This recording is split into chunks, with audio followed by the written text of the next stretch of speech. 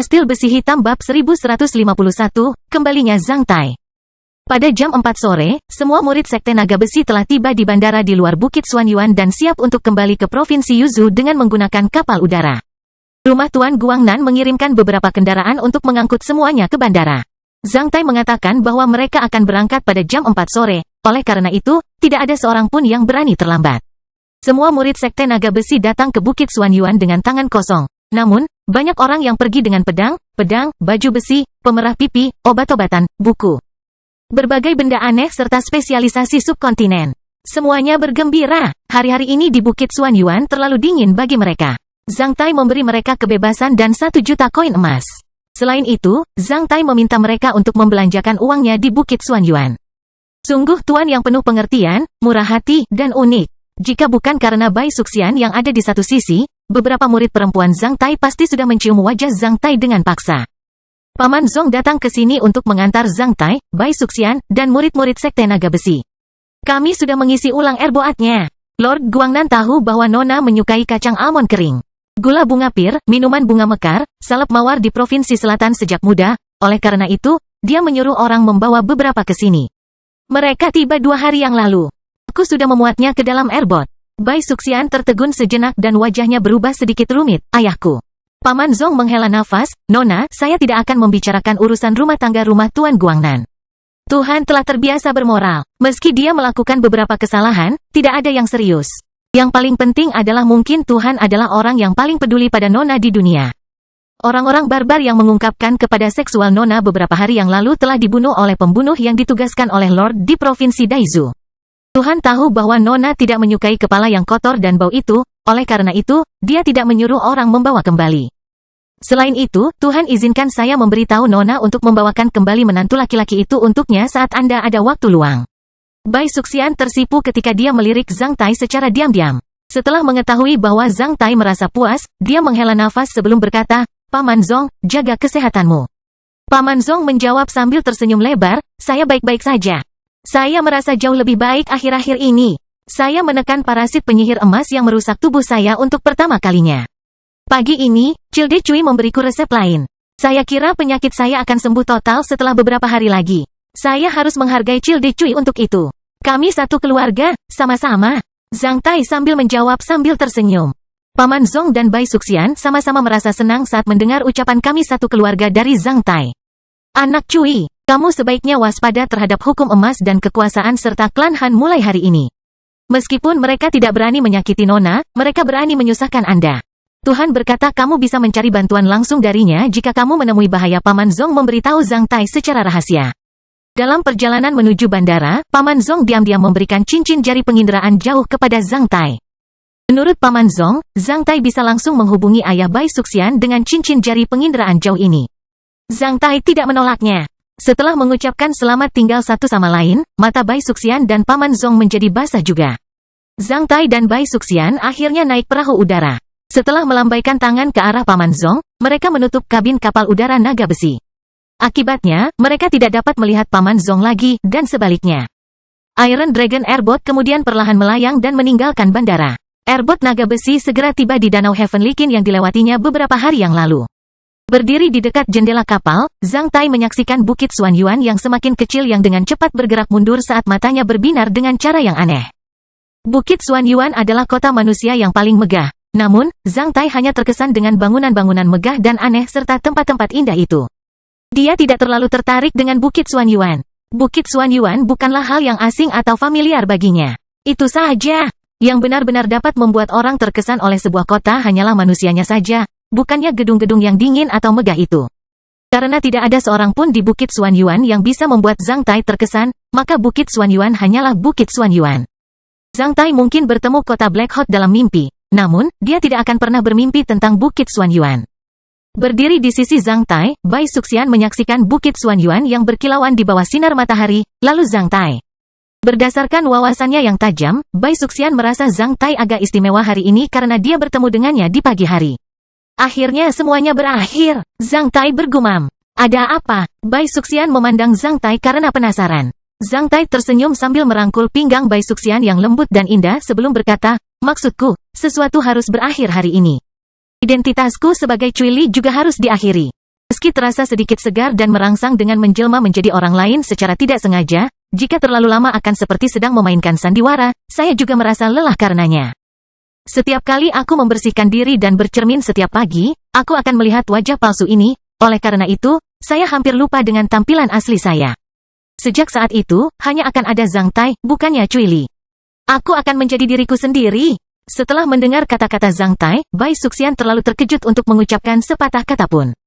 Meskipun Zhang Tai telah memberitahunya bahwa suatu hari akan terjadi cepat atau lambat, dia tidak menyangka bahwa hari itu akan terjadi secepat itu. Sebelumnya, Bai Suxian berpikir bahwa Zhang Tai akan menemukan kesempatan untuk mengungkap identitas aslinya kepada publik ketika mereka kembali ke Sekte Naga Besi. Namun ia tidak menyangka hal itu akan terjadi sekarang. Sekarang, Bai Suxian bertanya pada Zhang Tai untuk memastikannya. Sekarang juga, Zhang Tai menjawab ketika kerangkanya secara keseluruhan mulai mengeluarkan suara. Tak lama kemudian, sosoknya mulai berubah sementara rambut mulai tumbuh di kepalanya yang botak. Hanya setelah beberapa saat, Zhang Tai telah memulihkan penampilan aslinya seorang remaja berusia 16 tahun dengan rambut hitam dan mata hitam yang tampak tampan seperti remaja di lingkungan sekitar. Melihat remaja yang cerah di cermin, Zhang Tai mengungkapkan senyuman sementara remaja di cermin juga merespons dengan senyuman. Zhang Tai menarik wajahnya sementara remaja di cermin juga menarik wajahnya. Senyuman dan seringainya tampak sama seperti sebelumnya. Zhang Tai berpikir bahwa dia mungkin akan menjadi intens setelah memulihkan penampilan aslinya. Namun, pada saat ini, dia menyadari bahwa dirinya cukup jujur dan pendiam. Dia bahkan merasa sedikit santai. Dia tidak peduli dengan rangkaian tanggapan yang disebabkan oleh perubahan ini, dia juga tidak peduli menjadi Cui Li karena itu hanyalah proses pertumbuhan. Apapun itu juga merupakan proses pertumbuhan yang sulit bagi Cui Li untuk berinkarnasi menjadi Zhang Tai sendiri. Celana dalam dan jubah Cui Li semuanya lebih besar daripada milik Zhang Tai. Oleh karena itu, mereka terlihat longgar dan tidak pantas. Setelah melepas pakaian itu, Zhang Tai mengambil satu set pakaian yang disiapkan Istana Huaiyuan untuk para tetua klan dari peralatan teleportasi luar angkasa portabelnya dan mengenakannya dari ujung kepala hingga ujung kaki. Setelah mengenakan gaun panjang yang terbuat dari sutra boa, sepasang kaliga dengan sol emas, dan ikat pinggang jiwa naga bulan purnama, Zhang Tai langsung berubah menjadi seorang anak laki-laki tampan yang sudah menjadi ksatria bumi dan penguasa dunia. Sebuah sekte. Bai Suxian terus mengamati tampilan asli Zhang Tai di satu sisi dalam diam. Tidak ada yang tahu apa yang dia pikirkan. Meskipun Bai Suxian telah melihat Zhang Tai mengubah penampilannya sebelumnya, kali ini dia merasa lebih terkejut. Ketika dia melihat pria tangguh itu berubah menjadi anak laki-laki besar dan menarik wajahnya ke depan cermin, Bai Suxian menjadi tertegun sambil tanpa sadar tersipu. Matanya mengandung kasih sayang yang tak terucapkan. Baiklah, ayo bantu aku merapikan rambutku. Zhang Tai berbalik di depan cermin sambil melambaikan tangannya ke arah Bai Suxian.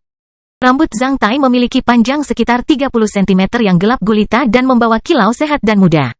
Ketika Bai Suxian menyentuh wajah dan leher Zhang Tai, dia bahkan menjadi linglung. Dia diam-diam melirik ke arah Zhang Tai sesekali sebelum tersipu malu. Apakah kamu membujukku? Mengapa kamu menjadi berkali-kali? Zhang Tai, yang duduk di kursi, menghela nafas ketika dia melihat ekspresi Bai Suxian yang muncul di cermin. Dia kemudian langsung bersandar pada doa kelembutan kerasnya. Bai Suxian menjadi takjub ketika dia berhenti menata rambut Zhang Tai dan bertanya pada Zhang Tai. Menurutmu apa yang aku khawatirkan? Saya hanya bisa memberitahu Anda bahwa saya kecil dan besar seperti sebelumnya. Penampilan asli saya benar-benar diproduksi oleh Zhang Clan, bukan peniru. Kamu tidak perlu melibatkanku sama sekali. Zhang Tai menjawab dengan senyuman cabul. Menjijikkan. Bai Suxian memukul Zhang Tai sekali ketika dia menyadari apa yang dimaksud Zhang Tai setelah 2 detik. Di saat yang sama, wajahnya menjadi lebih merah. Zhang Tai membuat lelucon. Bai Suxian merasa bahwa pria ini masih menjadi tipe favoritnya. Oleh karena itu, dia langsung menghela nafas ketika dia menemukan kembali perasaan intim dengan Zhang Tai. Dengan bantuan Bai Suxian, rambut Zhang Tai segera diperbaiki. Tak lama setelah itu, Zhang Tai memanggil semua muridnya. Hanya setelah menaiki airbot selama setengah jam, semua murid Sekte Naga Besi telah berkumpul di tempat tertentu atas perintah Zhang Tai. Ketika Liu Xing memasuki ruangan yang dikenalnya itu, diikuti oleh rekan-rekan junior dan adik magangnya, mereka melihat seorang pemuda aneh duduk di kursi majikan mereka, kecuali Zhu Dabiao. Saat melihat Zhang Tai, kepala Zhu Dabiao berdengung saat dia merasakan kilauan beterbangan di matanya depan. Dia menjadi teringat. Kastil Besi Hitam bab 1152, penerimaan jujur. Zhu Dabiao menggosok matanya dengan jari untuk memastikan bahwa dia tidak memiliki ilusi. Orang yang duduk di kursi emas itu sangat familiar. Zhu Dabiao hanya merasakan kepalanya berdengung saat dia membuka mulutnya sedikit dan tidak tahu harus berkata apa. Beberapa murid Zhang Tai memperhatikan ekspresi Zhu Dabiao. Ketika murid-murid itu memasuki ruangan dan melihat seorang pemuda aneh duduk di posisi tuan mereka sementara Bai Suxian berdiri diam di satu sisi pemuda itu, suasana langsung membeku. Semua orang hanya menatap Zhang Tai dan kursinya, seseorang sudah terlihat marah. Berdiri di depan semua murid lainnya, Liu Xing tahu bahwa semua murid lainnya sedang menunggunya untuk memberikan tanggapan terhadap situasi ini meskipun dia tidak menoleh ke belakang. Paman Tuan Bai, tuan kami memanggil kami ke sini. Kami bertanya-tanya di mana tuan kami? Liu Xing melirik Zhang Tai dengan tenang sebelum bertanya pada Bai Suxian.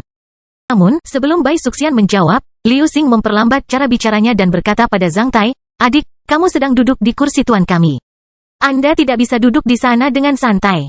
Jika Anda adalah pelanggan tuan kami dan paman Tuan Bai, Anda bisa duduk di sini." Liu Xing menunjuk ke deretan kursi di salah satu sisi ruangan. Bai Suxian tidak menanggapi kata-kata Liu Xing, sebaliknya, dia hanya melirik Zhang Tai. Zhang Tai tersenyum. Mengingat ekspresi wajah murid-muridnya dan suasana yang tiba-tiba membeku di dalam ruangan, Zhang Tai tahu bahwa murid-murid ini telah menerimanya dari dalam, terutama Liu Xing, yang memperlakukan Bai Suxian dan Zhang Tai dengan rendah hati. Oleh karena itu, Zhang Tai sangat menghargai Liu Xing. Apa yang menurut Zhang Tai cukup lucu adalah ekspresi Zhu Dabiao yang berlebihan, seolah-olah dia baru saja melihat hantu. Kedua keponakan Zhang Tai, Zhang Chengsu dan Zhang Cheng's juga terlihat sangat bersemangat. Terakhir kali kedua keponakannya melihatnya, mereka baru berusia 7-8 tahun. Saat itu, mereka sudah bisa mengingat penampilannya. Kemunculan Zhang Tai yang tiba-tiba sangat mengejutkan mereka. Zhang Cheng's ingin memanggilnya paman, namun, Zhang Chengsu menghentikannya dengan menarik lengannya sambil meliriknya. Zhang Cheng's buru-buru berhenti. Zhang Chengsu dan Zhang Cheng's sama-sama memperhatikan Zhang Tai dengan tatapan yang menakjubkan dan mencurigakan. "Jangan lakukan itu, tunggu sebentar. Saya diberitahu bahwa orang dapat dengan mudah mengubah penampilan mereka menggunakan keterampilan penyamaran. Kami masih belum tahu apakah pria ini pamannya atau bukan."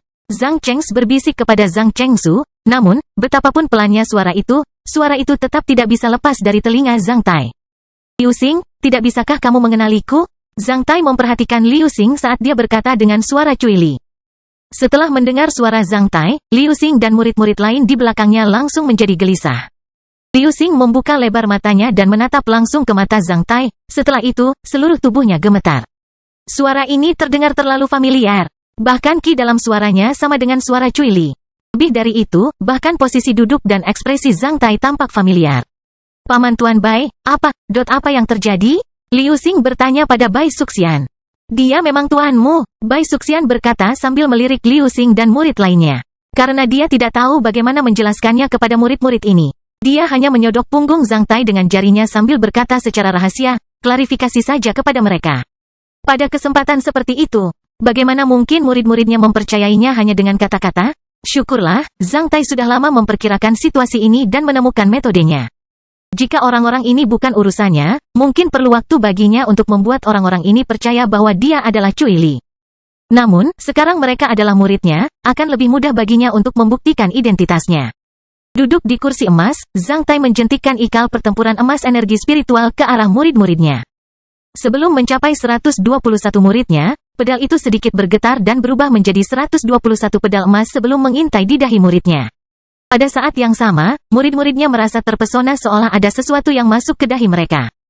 Tak lama setelah itu, tanda khotbah yang ditunjukkan oleh pertapa naga api ke dahi mereka menggunakan cinnabar darah naga yang disepuh, diayunkan dan mengeluarkan cahaya kemasan yang cemerlang. Semua orang kemudian melihat kilauan cahaya kemasan di depan mereka. Orang Hua sangat menghargai warisan Tuan. Dalam upacara pewarisan Taixia antara guru dan murid, memasukkan naga dengan cinnabar darah naga penyepuhan yang berharga dengan kuas emas adalah langkah yang tidak perlu. Ketika Zhao Yuan mendaftarkan Zhang Tai sebagai murid, prosesnya cukup sederhana. Namun, dalam acara-acara resmi, langkah ini sangat penting. Dalam upacara pewarisan, sang guru akan meninggalkan tanda khotbah di lautan pikiran murid-muridnya dengan mencampurkan energi spiritual dan ki pertempurannya dengan cinnabar darah naga penyepuhan yang berharga dan mengarahkannya ke dahi murid-muridnya. Tanda khotbah ini unik bagi para murid yang berarti bahwa darah dan daging mereka berasal dari orang tua dan leluhur mereka, sementara tingkatan budidaya mereka mendapat manfaat dari guru mereka. Para murid akan sangat menghargai guru mereka seperti mereka menghargai orang tua mereka yang telah melahirkan mereka. Setelah langkah memasukkan naga dengan cinnabar darah naga yang disepuh, hubungan antara guru dan murid akan terkonfirmasi. Orang yang bisa mengaktifkan tanda khotbah adalah orang yang pernah menaruh tanda khotbah ke dalam lautan pikirannya. Itu bahkan lebih efektif daripada tes DNA. Sebelum bencana, bahkan DNA pun dapat dikloning. Namun, hanya satu orang yang dapat memasang tanda khotbah dan mengaktifkannya. Setelah terkejut, Liu Xing dan murid-murid lainnya langsung mengkonfirmasi identitas Zhang Tai. Itu adalah Cui Li, pertapa naga api, yang juga merupakan tuan mereka. Mulai dari Liu Xing, semua murid lainnya buru-buru berlutut, termasuk Zhu Dabiao. Tidak peduli apakah dia mengenal orang yang duduk di depannya ini sebelumnya, karena pemuda ini adalah tuannya, dia harus menunjukkan rasa hormat kepadanya. Identitas seorang cucu gubernur provinsi tidak berlaku di sini, di Sekte Naga Besi. Tuan, maaf karena bersikap kasar. Jika para murid tidak tunduk pada gurunya, itu dianggap sebagai kejahatan besar. Berdiri, Anda tidak bersalah karena Anda tidak mengetahuinya. Apa yang terjadi hari ini juga bukan salahmu. Zhang Tai berkata dengan suara Cui Li yang sedikit serak dan dewasa.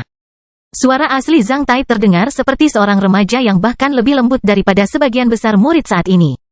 Setelah memastikan identitas majikannya, tak seorang pun merasa suara ini aneh lagi. Liu Xing dan semua murid lainnya buru-buru berdiri. Tuan, apakah Anda sudah menyamar? Liu Xing bertanya kepada Zhang Tai dengan berani atas nama rekan-rekan magangnya yang juga merupakan hal yang paling ingin diketahui semua orang. Zhang Tai menjawab sambil tersenyum, saya tidak menyamar. Ini sebenarnya tampilan asli saya. Cui Li adalah inkarnasiku. Banyak di antara Anda mungkin pernah mendengar nama asli saya. Saya Zhang Tai, seorang tetua istana Huaiyuan di Provinsi Yuzhou. Saya dikacaukan karena tragedi di kota Fuhai dan dicari oleh Mahkamah Agung Negara Taixia. Ketika saya dikacaukan dan dicari, saya harus menyembunyikan identitas saya dan mencari serta melarikan diri kemana-mana. Sekarang Mahkamah Agung Negara Taixia telah membatalkan perintah penangkapan saya. Setelah mendengar identitas asli Zhang Tai, semakin banyak orang di antara murid-muridnya yang tercengang seperti Zhu Dabiao. Tuanku Cui Li adalah Zhang Tai? Ksatria besi hitam nomor 1 di negara Taixia? Ksatria besi hitam yang menulis artikel yang tercinta? Karakter utama dari legenda pahlawan besi hitam? Singa dari Provinsi Yuzhou yang pernah menjadi sangat menonjol di kota Yuzhou? Pria yang terkenal di seluruh negara Taixia namun telah dikacaukan? Yang lebih penting, dia sangat muda dan tampan. Beberapa murid perempuan sudah menangkupkan tangan ke jantung mereka karena mereka merasa sangat bahagia hingga hampir pingsan. Nama Zhang Tai jauh lebih terkenal daripada Cui Li meskipun saat itu dia hanyalah seorang ksatria besi hitam. Meskipun Cui Li adalah seorang ksatria bumi, dia baru saja pergi ke Bukit Xuanyuan dan menjadi asing bagi banyak orang. Namun, nama Zhang Tai sudah terkenal di dunia ksatria. Pengalaman Zhang Tai bisa jadi legenda. Dia benar-benar secemerlang seorang superstar. Semua murid menjadi tercengang. Meskipun ketujuh petarung berarmor hitam biasanya tenang, mereka juga sangat terkejut dengan kata-kata Zhang Tai karena mereka akan terjatuh seperti menginjak kapas atau di awan. Tuanku adalah Zhang Tai? Tuanku adalah Zhang Tai? Paman, senang melihat penampilan aslimu. Zhang Chengsu dan Zhang Chengs sudah bergegas keluar dari kerumunan dan melakukan kowtow dengan keras beberapa kali di depan Zhang Tai sebelum yang lain memulihkan ketenangan mereka. Saat kedua bersaudara itu mengangkat kepala, dahi mereka sudah merah dan menangis. Saat mereka di rumah, banyak orang di rumah yang memberitahu mereka bahwa paman mereka dianiaya. Ayah mereka Zhang yang juga memberitahu mereka bahwa paman mereka adalah pilar keluarga Zhang. Kedua anak laki-laki itu tumbuh besar dengan mendengarkan cerita dan legenda tentang Zhang Tai yang diceritakan oleh kakek nenek mereka. Oleh karena itu, mereka sudah lama memperlakukan Zhang Tai sebagai idola dan pahlawan hidup mereka. Kedua bersaudara itu tidak menyangka bisa bertemu Zhang Tai saat ini. Karena sangat senang, mereka bahkan tidak tahu harus berkata apa. Setelah melihat apa yang dilakukan Zhang Chengsu dan Zhang Chengs, dua murid lainnya dari istana Huaiyuan juga menanggapinya, satu laki-laki, satu perempuan. Setelah itu, mereka keluar dari kerumunan dan melakukan kowtow dengan keras sebanyak 3 kali di depan Zhang Tai. Elder Musen, Zhang Yusan. Zhang Yawei senang melihat Anda memulihkan penampilan Anda. Zhang Tai adalah pahlawan keluarga Zhang dan istana Huaiyuan. Tak satu pun murid di istana Huaiyuan akan menyangkalnya. Kastil Besi Hitam bab 1153, membuat pengaturan. Setelah melihat 4 orang dari keluarga Zhang dan istana Huaiyuan berjalan keluar dari kerumunan dan bersujud di depan Zhang Tai. Beberapa orang pintar akhirnya mengerti mengapa klan Zhang menikmati keistimewaan seperti itu dalam upacara pembukaan Sekte Naga Besi. Klan Zhang adalah satu-satunya keluarga yang menerima 2 kartu undangan emas dan memiliki 4 junior yang terdaftar sebagai murid Sekte Naga Besi. Pada awalnya, mereka semua berpikir bahwa pertapa naga api sangat menyukai cabang istana Huaiyuan di kota Jinwu. Sekarang mereka tahu bahwa mereka berasal dari keluarga yang sama. Tentu saja, pertapa naga api akan memperlakukan mereka dengan lebih baik. Itu mungkin juga menjadi alasan mengapa Pertapa Naga Api memilih tanah hadiahnya di Provinsi Yuzhou. Murid-murid Zhang Tai benar-benar mengkonfirmasi identitas Zhang Tai. Sebelum perasaan luar biasa itu memudar, mereka menjadi sangat bersemangat ketika mengingat begitu banyak legenda dan cerita tentang Zhang Tai. Mahkamah Agung telah membatalkan perintah penangkapan Zhang Tai sementara kebenaran tragedi di kota Fuhai secara bertahap terungkap. Dalam situasi ini, lingkaran cahaya Zhang Tai menjadi lebih cemerlang. Sungguh suatu kehormatan besar bagi mereka untuk memiliki guru seperti itu. Namun, tuan mereka terlihat terlalu muda. Mengingat penampilannya, dia jelas merupakan tipe murid magang termuda di antara murid-muridnya. Menjadi seorang ksatria bumi di usia yang begitu muda, dia jelas merupakan salah satu talenta terbaik di antara 7 sekte teratas di negara Taixia, belum lagi negara-negara manusia lainnya. Dengan tuan yang hebat, mereka pasti akan memiliki masa depan yang cerah. Berdiri, Zhang Tai memberitahu kedua keponakannya dan 2 muridnya dari istana Huaiyuan dengan ramah. Keempat orang itu kemudian bangkit dengan terkendali. Tak lama kemudian, suara Zhang Tai berubah serius. Kemudian, kami hanya menjadi guru dan murid di Sekte Naga Besi seperti biasanya. 2 dari kalian adalah keponakanku, 2 lainnya adalah murid klan istana Huaiyuan. Anda berbagi darah dan nenek moyang yang sama dengan saya. Namun, saya harus memperlakukan Anda sama seperti semua murid, terkadang, aku bahkan akan memperlakukanmu lebih ketat. Di depan murid-murid lain, Anda dilarang mencari perlakuan khusus atau menjadi sombong dan merusak persahabatan antar murid, jika tidak, jika saya menemukannya. Saya akan menghukum Anda dengan berat dan mengusir Anda dari sekte tersebut. Apakah saya jelas? Jernih. Keempat juniornya menjawab serempak. Setelah sekian lama menjadi master, Zhang Tai telah beradaptasi dengan peran ini. Sebagai penguasa sekte naga besi, dia selalu mendominasi. Sebagai seorang ksatria bumi, dia selalu memerintah. Setiap gerakannya sangat mengejutkan. Dengan kata-kata ini, Zhang Tai ingin memperingatkan Zhang Chengsu, Zhang Chengs, Zhang Yusan dan Zhang Yaowei. Sementara itu, dia ingin menyeratkan kepada murid-murid lainnya untuk tidak memperlakukan 4 orang tersebut secara khusus dengan menyanjung mereka di depan umum atau menindas mereka secara diam-diam karena cemburu. Siapapun yang berani melakukan trik apapun akan dicap merusak persahabatan antar murid. Saat Zhang Tai mengatakannya, semua orang sudah memahaminya, termasuk Zhu Dabiao. Meskipun dia pernah menjadi teman Zhang Tai, dia tahu bahwa dia hanyalah murid Zhang Tai di Sekte Naga Besi. Sebelumnya ketika Zhang Tai adalah seorang ksatria besi hitam, Zhu Dabiao mungkin merasa sedikit tidak nyaman dengan tuan ini. Namun, Zhang Tai sudah menjadi seorang ksatria bumi, yang sekarang memenuhi syarat untuk menjadi tuannya. Jika bukan karena Zhu Dabiao berasal dari klan gubernur provinsi Yanzhou, maka ia sama sekali tidak memenuhi syarat untuk menjadi murid Zhang Tai. Bagaimana seseorang bisa menjadi murid seorang ksatria bumi dengan mudah? Di negara Taixia, orang yang lebih berbakat bisa menjadi master tanpa memandang usia. Jika tetua Zhu atau ayahnya mengetahui bahwa ia berani mengabaikan Zhang Tai karena persahabatannya dengan Zhang Tai sebelumnya, maka mereka akan segera menyerbu Sekte Naga Besi untuk mematahkan kakinya sebelum Zhang Tai menghukumnya. Seorang pengemis akan iri pada pengemis lain yang suatu hari nanti lebih beruntung darinya, seorang petarung LV9 akan iri pada petarung LV10 yang lebih kuat darinya. Semua orang bisa iri terhadap orang lain yang lebih baik dari mereka dalam satu aspek, namun jika seseorang jauh lebih baik daripada orang lain dalam satu aspek sehingga orang tersebut bahkan tidak dapat memimpikannya untuk bisa menyusul orang tersebut, maka orang tersebut tidak akan iri lagi dengan orang tersebut. Seperti halnya seorang pengemis tidak akan iri pada seorang raja yang hidup lebih baik darinya. Seorang petarung LV9 tidak akan iri pada seorang ksatria bumi yang jauh lebih berwibawa darinya meskipun ia mungkin berharap bahwa ia juga bisa menjadi seorang ksatria suatu hari nanti. Melihat wajah yang akrab, muda namun penuh rahasia, dan berwibawa di kursi emas, Zhu Dabiao menghormati Zhang Tai dengan tulus, dia juga tidak iri pada Zhang Tai. Dia hanya menghela nafas dengan emosi bahwa ada begitu banyak keajaiban di dunia ini. Pemuda yang menyelamatkannya dari penjara bawah tanah iblis bayangan ini menjadi tuannya. Ini mungkin sudah ditakdirkan. Zhang Tai sedikit mengangkat lengannya sementara Zhang Chengsu, Zhang Chengs, Zhang Yusan dan Zhang Yaowei dari istana Huaiyuan yang memiliki hubungan darah dengannya segera bergerak kembali ke kerumunan dengan menurunkan tubuh mereka. Pada saat yang sama, Zhang Chengsu dan Zhang Chengs diam-diam menerima handuk tangan dari 2 kakak perempuan magang di sisi mereka dan menyeka air mata mereka.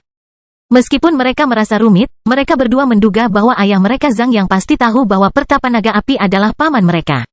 Oleh karena itu, ayah mereka secara khusus membawa mereka ke upacara pembukaan Sekte Naga Besi. Zhang Tai melihat sekeliling murid-muridnya. Saat dia mengalihkan pandangannya ke Zhu Dabiao juga menatap Zhang Tai.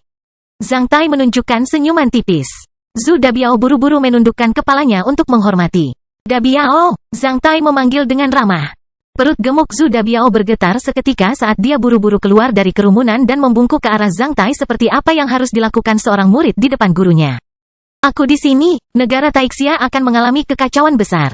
Di masa depan, jika Anda tidak memiliki kekuatan tempur yang besar, bagaimana Anda bisa melindungi diri sendiri ketika dalam bahaya? Anda dilahirkan untuk hidup, namun, dalam perjalanan kultivasi, tidak ada rasa sakit, tidak ada keuntungan. Anda tidak boleh bermalas-malasan dalam berkultivasi. Jika Anda memiliki pertanyaan, Anda dapat bertanya kepada kakak dan adik Anda.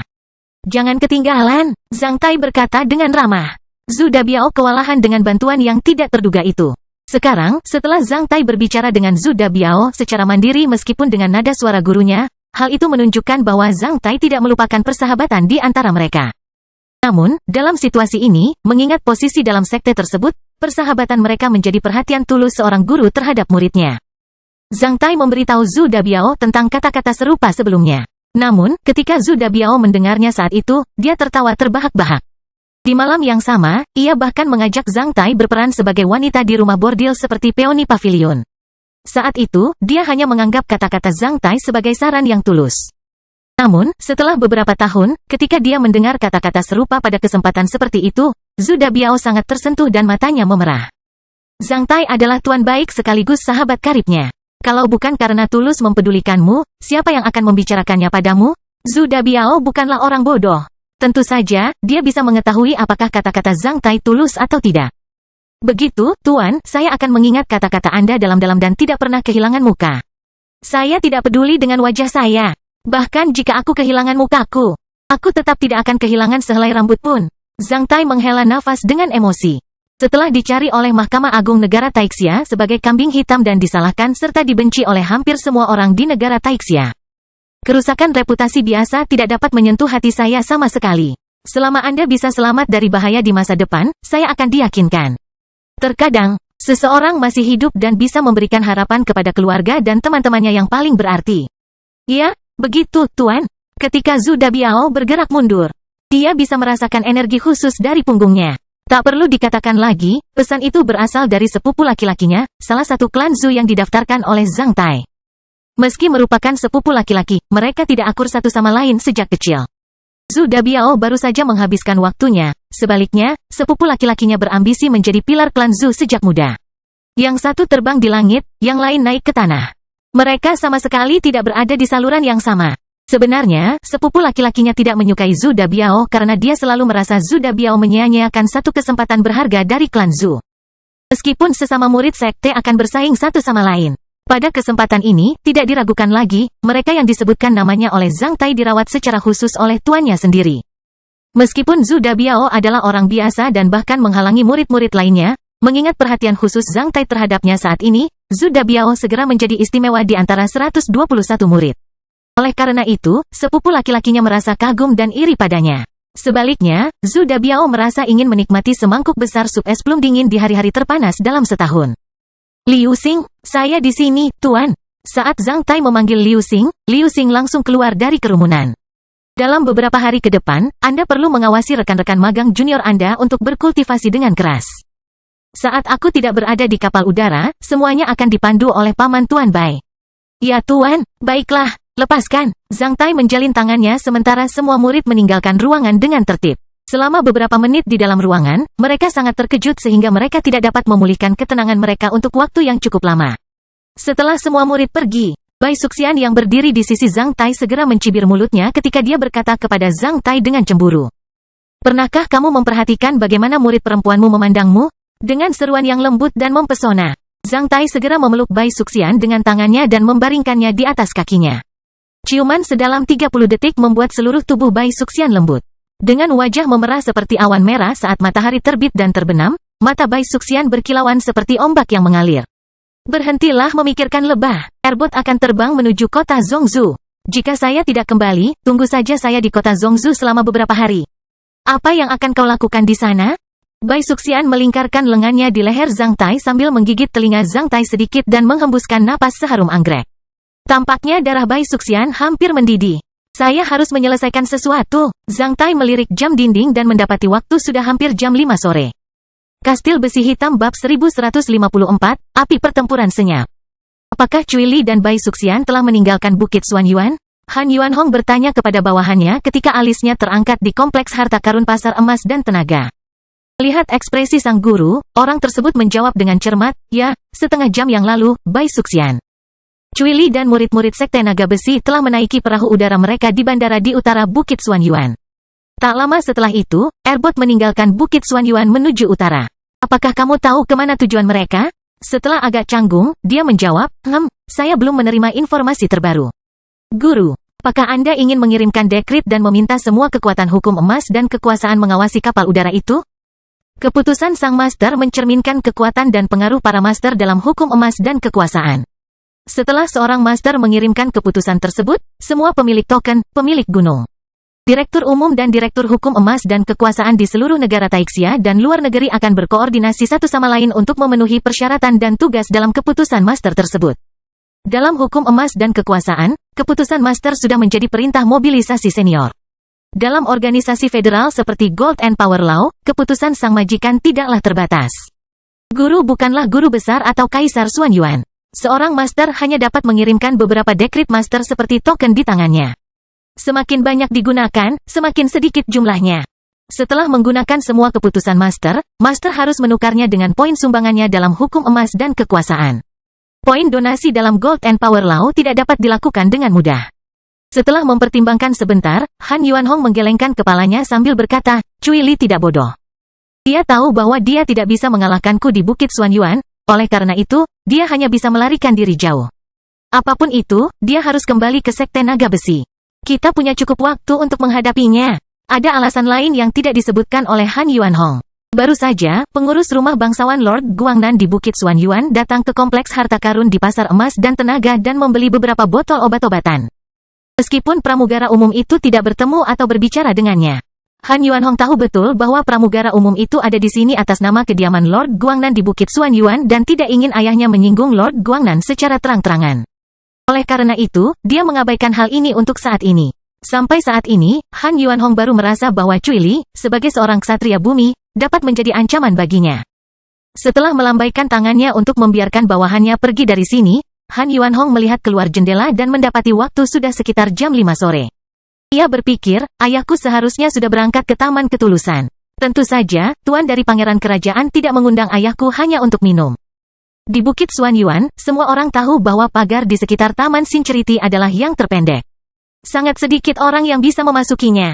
Kaisar Xuanyuan masih hilang, pangeran kerajaan bertindak sebagai wali, 3 rektor teratas melakukan inspeksi tur jauh dari Bukit Xuanyuan. Tentu saja ayahku sebagai salah satu dari 9 menteri akan sangat diandalkan oleh pangeran kerajaan dan tuan dari pangeran kerajaan. Berdasarkan situasi saat ini, ayah saya dapat mencapai posisi yang lebih tinggi di istana kekaisaran di masa depan. Saat itu, Han Yuanhong melarikan diri. Kebanyakan orang makan malam antara jam 5 sore dan 7 malam. Oleh karena itu, pemilik Taman Sincerity mengundang Han Zhengfang untuk minum selama periode ini. Jika Han Zhengfang hanya mengunjungi teman biasa, selama dia bisa tiba di sana selama periode ini, dia tidak akan dianggap tidak sopan. Namun, atas undangan tuan dari pangeran kerajaan, Han Zhengfang tidak berani terlambat sama sekali, dia juga tidak akan menurunkan posisinya sendiri. Oleh karena itu, dia tiba di gerbang Taman Sincerity dengan limusin naga peri miliknya pada pukul 17.15. Ketika Han Zhengfang turun, seorang pelayan tua bungkuk yang telah menunggunya di gerbang, membuka pintu pagar dan mempersilakan Han Zhengfang masuk. Terima kasih, kata Han Zhengfang seperti seorang pria sejati. Pepohonan, bunga, rerumputan, dan batu berserakan di taman secara acak. Kucing-kucing liar berlarian bolak-balik. Bahkan jalan setapak menuju bagian dalam taman tidak dilapisi batu secara merata. Selain itu, ada lubang di sana-sini yang beberapa hari lalu terisi air hujan. Hati-hati, semut-semut ini membawa makanan untuk dibawa selama musim dingin. Jangan injak mereka. Pelayan tua bungkuk itu mengingatkan Han Zhengfang tentang gerombolan semut di depan kaki Han Zhengfang seolah dia tidak mengetahui identitas Han Zhengfang. Han Zhengfang menundukkan kepalanya ketika dia melihat sepasukan semut membawa 2 benda berdarah seukuran kuku di celah 2 batu. Mereka tampak seperti insang, namun, karena tertutup debu, Han Zhengfang tidak yakin apa sebenarnya benda itu. Menteri Keuangan mengangkat kakinya dan berjalan melewati semut-semut itu dengan cermat. Di mata orang luar, semua yang ada di Taman Sincerity tampak berantakan seperti tanah tandus. Namun, di mata Han Zhengfang, semua yang ada di taman ini telah mencapai alam tertinggi bagaikan seni hebat yang menyembunyikan dirinya. Segala sesuatu di taman itu mengandung suasana Buddhis termasuk rumput liar, hutan, bunga yang sepi di antara rumput liar, pecahan batu di salah satu sisi pagar dan lubang air kecil di jalan setapak. Inti dari hukum agung yang dicerahkan oleh penguasa taman ini terkubur di taman yang sangat sederhana ini. Tanpa mencapai tingkat tertentu, tidak ada yang bisa menemukan keistimewaan taman ini. Mereka yang dapat mengetahui keistimewaan taman ini memahami bahwa ini adalah taman paling berharga di seluruh negeri Taixia. Bahkan taman kekaisaran di Istana Kekaisaran tidak dapat menandingi taman ini. Bahkan 100 halaman pejabat tinggi tidak dapat menandingi sekelompok rumput liar di taman ini. Jika seorang ksatria berkultivasi di taman ini, kecepatan dan wawasan kultivasinya mungkin meningkat tanpa disadari. Hukum universal ada di alam, hati yang tulus dekat dengan hukum universal.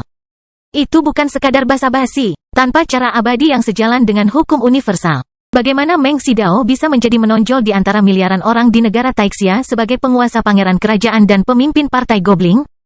Ketika Han Zhengfang memasuki Taman Sincerity, beberapa burung pipit yang sedang berkicau di pohon pinggir jalan di luar Taman Sincerity terbang sambil bermain-main satu sama lain. Han Zhengfang merasakan burung pipit itu terbang secara kebetulan. Karena ada begitu banyak pengetahuan rahasia di negara Taixia, sulit untuk mencegahnya. Selain itu, putra keduanya masih hilang sehingga tanpa disadari membuat Han Zhengfang resah. Oleh karena itu, ketika Han Zhengfang memasuki taman, dia mengincar burung pipit itu dengan kesadaran kesatrianya dan ingin memeriksa tujuannya. Burung pipit itu jatuh di atap loteng yang jaraknya lebih dari 200 meter saat mereka melompat-lompat dan berkicau di sana. Han Zhengfang langsung menjadi tenang saat dia mengejek dirinya sendiri dan menggelengkan kepalanya sedikit, aku terlalu curiga. Itu hanya beberapa burung, tidak ada yang perlu dikhawatirkan. Penguasa Taman Sincerity sedang menunggu Han Zhengfang di bawah pohon kenari tua di samping kolam dengan meja batu dan 2 bangku batu. Ada sebotol minuman beralkohol dan beberapa piring di atas meja berbatu. Han Zhengfang tidak peduli lagi dengan burung pipit sepele itu.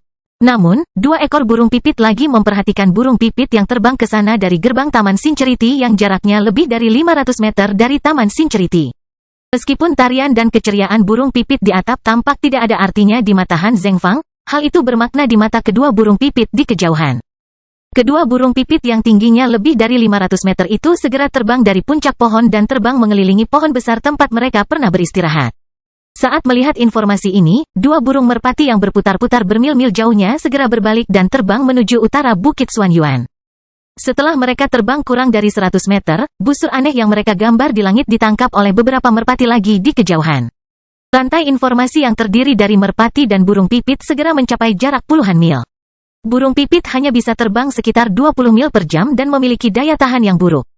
Merpati juga tidak bisa terbang cepat. Jika Zhang Tai hanya bergantung pada burung merpati atau burung pipit untuk menyampaikan informasi di Bukit Xuanyuan, maka ketika dia menerima informasi di luar Bukit Xuanyuan, itu sudah terlambat. Namun, merpati dan burung pipit ada di mana-mana di Bukit Xuanyuan.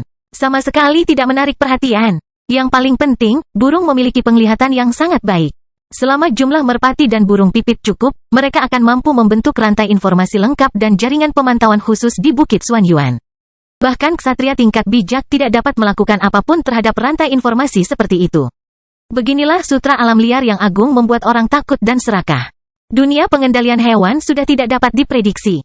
7 menit kemudian, sebelum Han Zhengfang menghangatkan kursinya, seekor merpati putih terbang di atas danau Heavenly King yang berkilauan dan hinggap di bahu Zhang Tai setelah terbang mengelilinginya selama beberapa saat. Tak lama setelah itu, merpati itu bersuara sambil mengusapkan kepalanya yang berbulu ke wajah Zhang Tai. Zhang Tai mengulurkan tangannya dan memberi makan merpati itu dengan segenggam kecil gandum kristal bengkak yang telah direndam dalam air. Burung merpati ini membawa pesan kepada Zhang Tai yang ditunggu-tunggu oleh Zhang Tai, yakni Han Zhengfang telah memasuki Taman Sincerity. Mengingat berlalunya waktu pesan tersebut, Zhang Tai tahu bahwa Han Zhengfang baru saja memasuki Taman Sincerity kurang dari 10 menit. Zhang Tai mencibir. Ketika merpati itu memakan segenggam kecil gandum dan terbang dari bahunya, Zhang Tai membuat gerakan tangan yang aneh.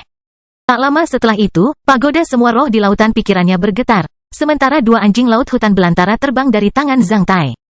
Pada saat ini, cahaya matahari telah mewarnai seluruh Bukit Xuanyuan di kejauhan dengan warna merah keemasan. Kekuatan misterius dari anjing laut hutan belantara yang besar segera menyebar ke ribuan mil persegi. Banyak angsa liar yang beristirahat di dekat lahan basah danau Heavenly King memandang ke langit pada saat yang sama ketika kekuatan dominan memanggil mereka. Kastil Besi Hitam bab 1155, peristiwa besar akan datang. Bagian timur Danau Heavenly Kin adalah lahan basah dengan banyak air dan rumput subur yang luasnya lebih dari 600 mil persegi. Terlalu banyak burung yang beristirahat di sini, terutama angsa liar.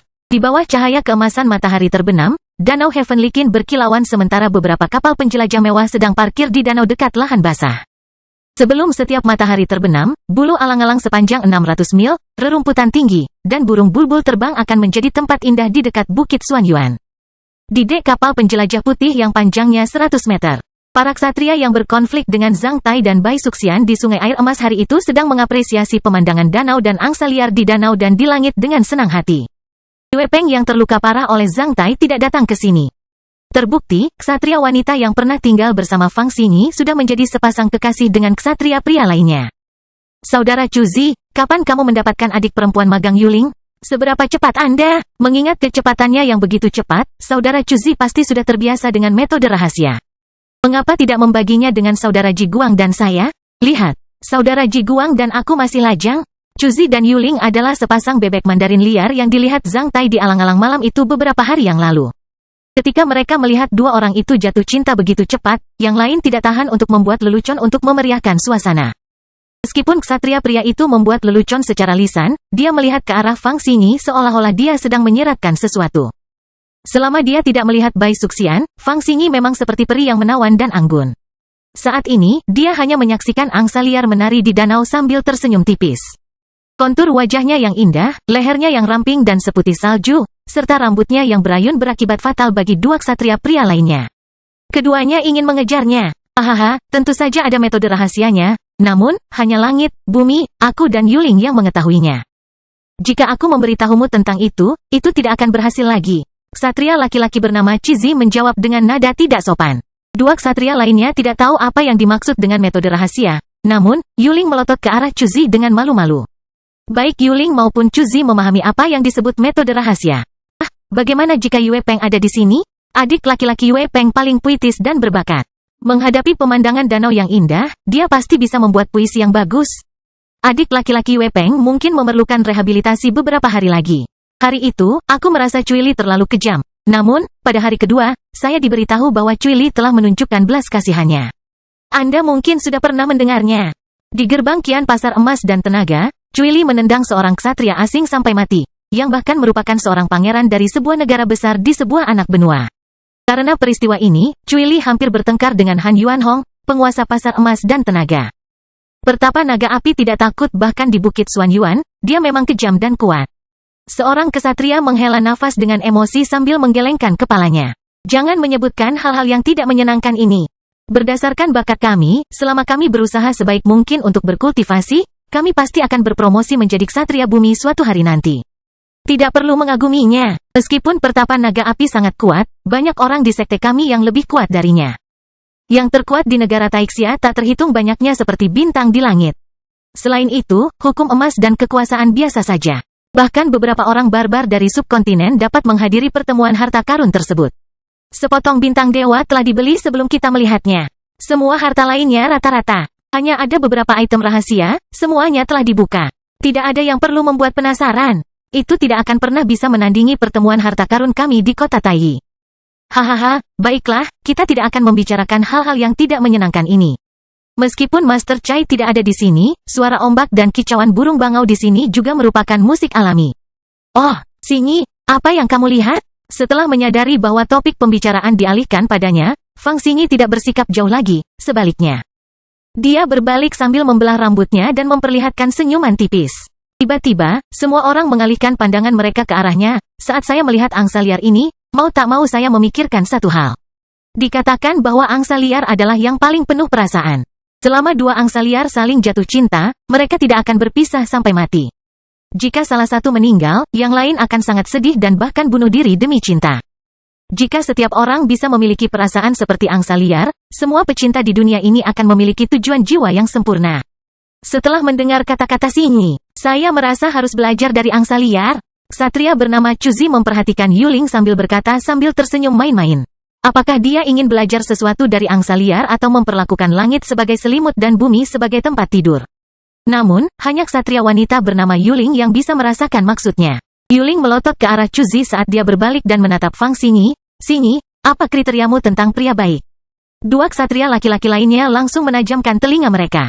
Fang Xingyi tersenyum sambil melafalkan beberapa baris, merumput sapi hitam di pagi hari, kembali di malam hari dengan bunga liar.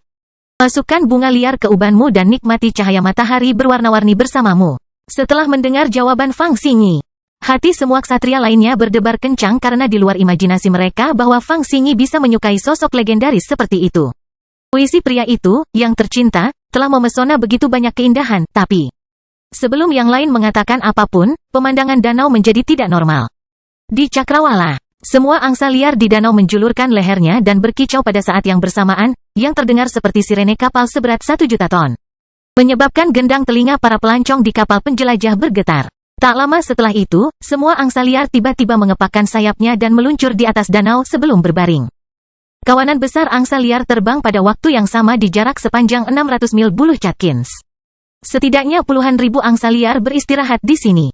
Alhasil, pemandangan puluhan ribu angsa liar yang terbang pada saat bersamaan bagaikan awan putih, membuat para pelancong di kapal penjelajah tercengang. Di bawah sinar matahari, banyak sekali angsa liar yang terbang ke arah yang sama. Dalam waktu kurang dari 1 menit, tidak ada lagi angsa liar yang terlihat di atas danau. Meski berada jauh dari tepi sungai, semua ksatria memiliki penglihatan yang jelas. Mereka juga melihat kawanan besar angsa liar terbang di atas air. Apa yang terjadi? Mengapa semua angsa liar terbang menjauh? Secara teoritis, angsa liar harus beristirahat saat matahari terbenam. Apakah ada gempa bumi? Dikatakan bahwa burung akan memberikan respons yang tidak normal ketika terjadi gempa bumi. Seorang ksatria di kapal penjelajah bergumam. Seharusnya ini bukan gempa bumi. Kalau tidak, burung-burung lain seharusnya juga merasakannya. Namun, lihat, semua burung lain di lahan basah ini masih beristirahat di sana. Ya, ini sungguh aneh. Fang Xingyi sedikit mengernyitkan alisnya yang indah sambil berkata, ayo kita lihat. Segera setelah kata-katanya, Fang Xingyi terbang dari kapal penjelajah. Semua ksatria lainnya juga terbang setelah saling bertukar pandang karena rasa ingin tahu yang besar. Pada saat yang sama, semua angsa liar di 2 danau lain di dekat Bukit Xuanyuan terbang menuju Bukit Xuanyuan. Para pelancong di kapal penjelajah di 3 danau berseru tentang pemandangan yang begitu indah. Tentu saja, fenomena abnormal seperti itu sangat menarik perhatian. Setelah terbang sebentar, Fang Xingyi dan rekan-rekannya telah melihat beberapa ksatria mengejar angsa liar. Mereka sangat terkejut hingga bertanya-tanya mengapa begitu banyak angsa liar tiba-tiba terbang pada saat yang bersamaan. Angsa liar terbang sangat cepat, 3 danau dan lahan basah tempat angsa liar beristirahat juga dekat dengan Bukit Xuanyuan. Oleh karena itu, angsa liar itu segera sampai di Bukit Xuanyuan. Ketika mereka sampai di Bukit Xuanyuan, Fang Xingyi dan rekan-rekannya sangat terkejut dengan apa yang mereka lihat. Begitu banyak angsa liar berkumpul di sini dari segala arah secara berurutan. Lebih dari 10.000 orang tampaknya tidak ada habisnya. Setidaknya ada 100.000 angsa liar di langit yang tampak seperti awan bergerak di langit. Setelah merasakan zona larangan terbang di atas Bukit Xuanyuan, semua ksatria yang mengikuti angsa liar di sini hanya bisa berhenti di luar zona larangan terbang saat mereka menyaksikan angsa liar memasuki wilayah udara Bukit Xuanyuan dengan lancar.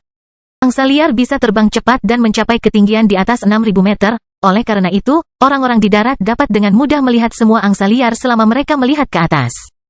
Fenomena abnormal di langit menarik perhatian semua orang di permukaan Bukit Xuanyuan.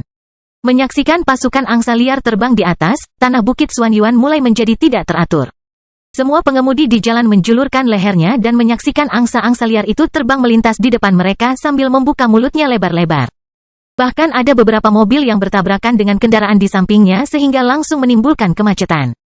Sebuah tim pejuang Hua di perbatasan Bukit Xuanyuan menyaksikan fenomena abnormal tersebut cukup lama sebelum melaporkannya kepada atasan mereka.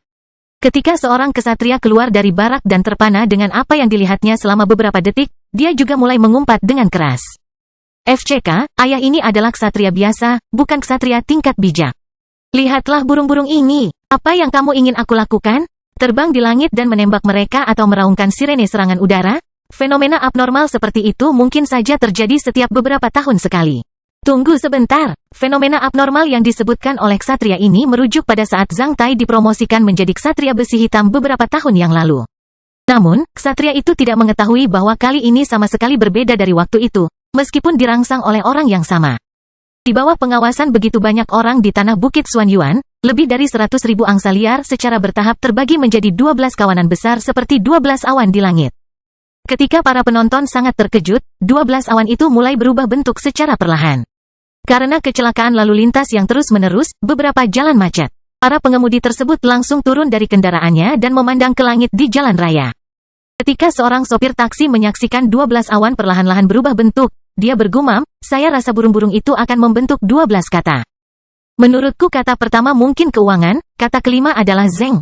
Ke-12 awan itu memang sedang berubah bentuk. Kata pertama adalah keuangan dan kata kelima adalah zeng." Dalam beberapa menit, 12 awan telah berubah menjadi kata-kata yang jelas dan kuat seolah-olah ada makhluk surgawi yang melukisnya di langit dengan tangan yang besar. Siapapun dapat melihatnya dengan jelas selama mereka tidak buta huruf. Saat melihat 12 kata besar di langit, semua orang di tanah mengubah wajah mereka sekaligus. Bahkan ksatria yang kehilangan kesabaran di luar baraknya menjadi pucat dalam hitungan detik.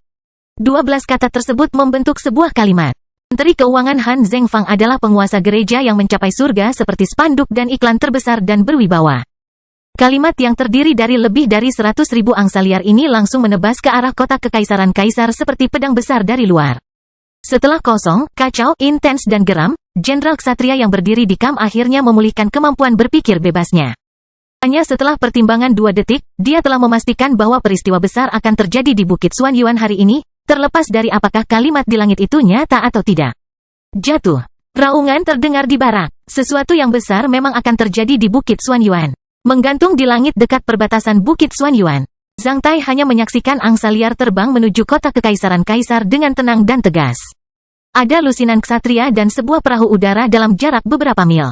Mereka semua memperhatikan Bukit Xuanyuan di kejauhan sambil mengubah wajah mereka dengan tajam. Namun, tidak ada yang bisa membayangkan bahwa pelakunya ada di pihak mereka. Setelah semua angsa liar memasuki zona larangan terbang di Bukit Xuanyuan, Zhang Tai tahu bahwa rencananya telah berhasil. Tidak ada kekuatan yang bisa mencegah apa yang akan terjadi selanjutnya. Kastil Besi Hitam Bab 1156, Plot Fatal. Menteri Keuangan Han Zhengfang adalah penguasa gereja yang mencapai surga. Saat melihat 12 kata di langit, semua orang di tanah tercengang ketika pasukan angsa liar terbang menuju kota kekaisaran kaisar. Menteri Keuangan adalah seorang ksatria bayangan yang kuat dan bermartabat tinggi, salah satu dari 9 menteri di negara Taixia. Dapat dikatakan bahwa Menteri Keuangan adalah pengendali perekonomian dan pertanian negara Taixia. Kebutuhan sehari-hari masyarakat, perdagangan, keuangan, pertanian, kehutanan, peternakan dan perikanan di seluruh negara Taixia berhubungan dengan Menteri Keuangan. Gereja Heaven's Reaching adalah kanker perdamaian di negara Taixia. Selain itu, ia berkolusi dengan setan. Setelah Perang Suci pecah, gereja Heaven's Reaching meningkatkan frekuensi mereka melancarkan kerusuhan di seluruh negeri. Terbukti, gereja pencapaian surgawi telah menjadi ancaman terbesar yang dihadapi di dalam negeri Taixia setelah setan. Di gereja Heaven's Reaching, sosok yang paling misterius adalah Sang Master. Dikatakan bahwa tak seorang pun di gereja Heaven's Reaching mengetahui identitas pemimpin gereja Heaven's Reaching selain sangat sedikit tokoh inti. Kesan yang ditinggalkan oleh penguasa gereja Heaven's Reaching kepada publik adalah bahwa dia sangat mahir dalam tipu daya dan nyaris maha kuasa. Bencana yang melibatkan tokoh-tokoh berdarah di Provinsi Zhongzhou beberapa bulan yang lalu membuktikan teror gereja yang mencapai surga dan kekuatan dari penguasa misterius gereja yang mencapai surga itu. Sekarang gereja Heaven's Reaching bisa membangun lautan berdarah di salah satu dari 9 provinsi abadi, apalagi yang tidak bisa mereka lakukan?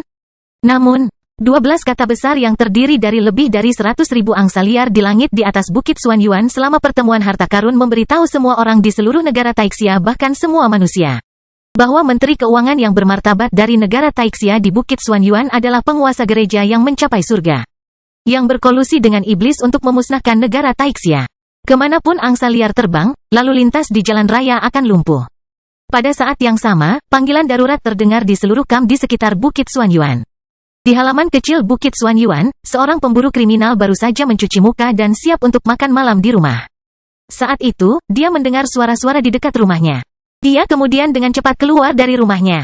Saat dia melihat ke-12 kata besar yang bergerak teratur di langit, dia segera mengubah wajahnya saat dia berteriak, "Sayang, bawalah anak-anak kita." Bersembunyi di ruang bawah tanah dan mengunci penutup dari dalam. Jangan keluar dari sana, apapun yang terjadi di luar. Setelah mengatakan itu, sebelum istrinya menjawab, pemburu kriminal ini sudah bergegas keluar kamar. Dia mengambil pedang berjalannya, penggaris besi, mengenakan topi resminya dan mengencangkan ikat pinggangnya. Tanpa makan apapun, dia bergegas keluar dari pintu halaman rumahnya sebelum menutupnya dari luar. "Ah sayang, makan malamnya sudah siap. Kemana kamu pergi?" Wanita itu bertanya sambil berjalan keluar dapur dengan membawa nampan berisi piring. Namun, pria itu telah menghilang. Ketika wanita itu sampai di halaman, dia juga memperhatikan 12 kata besar di langit. Tak lama setelah itu, tangannya bergetar, menyebabkan nampan berisi kacang goreng harum jatuh ke tanah bersama nampannya.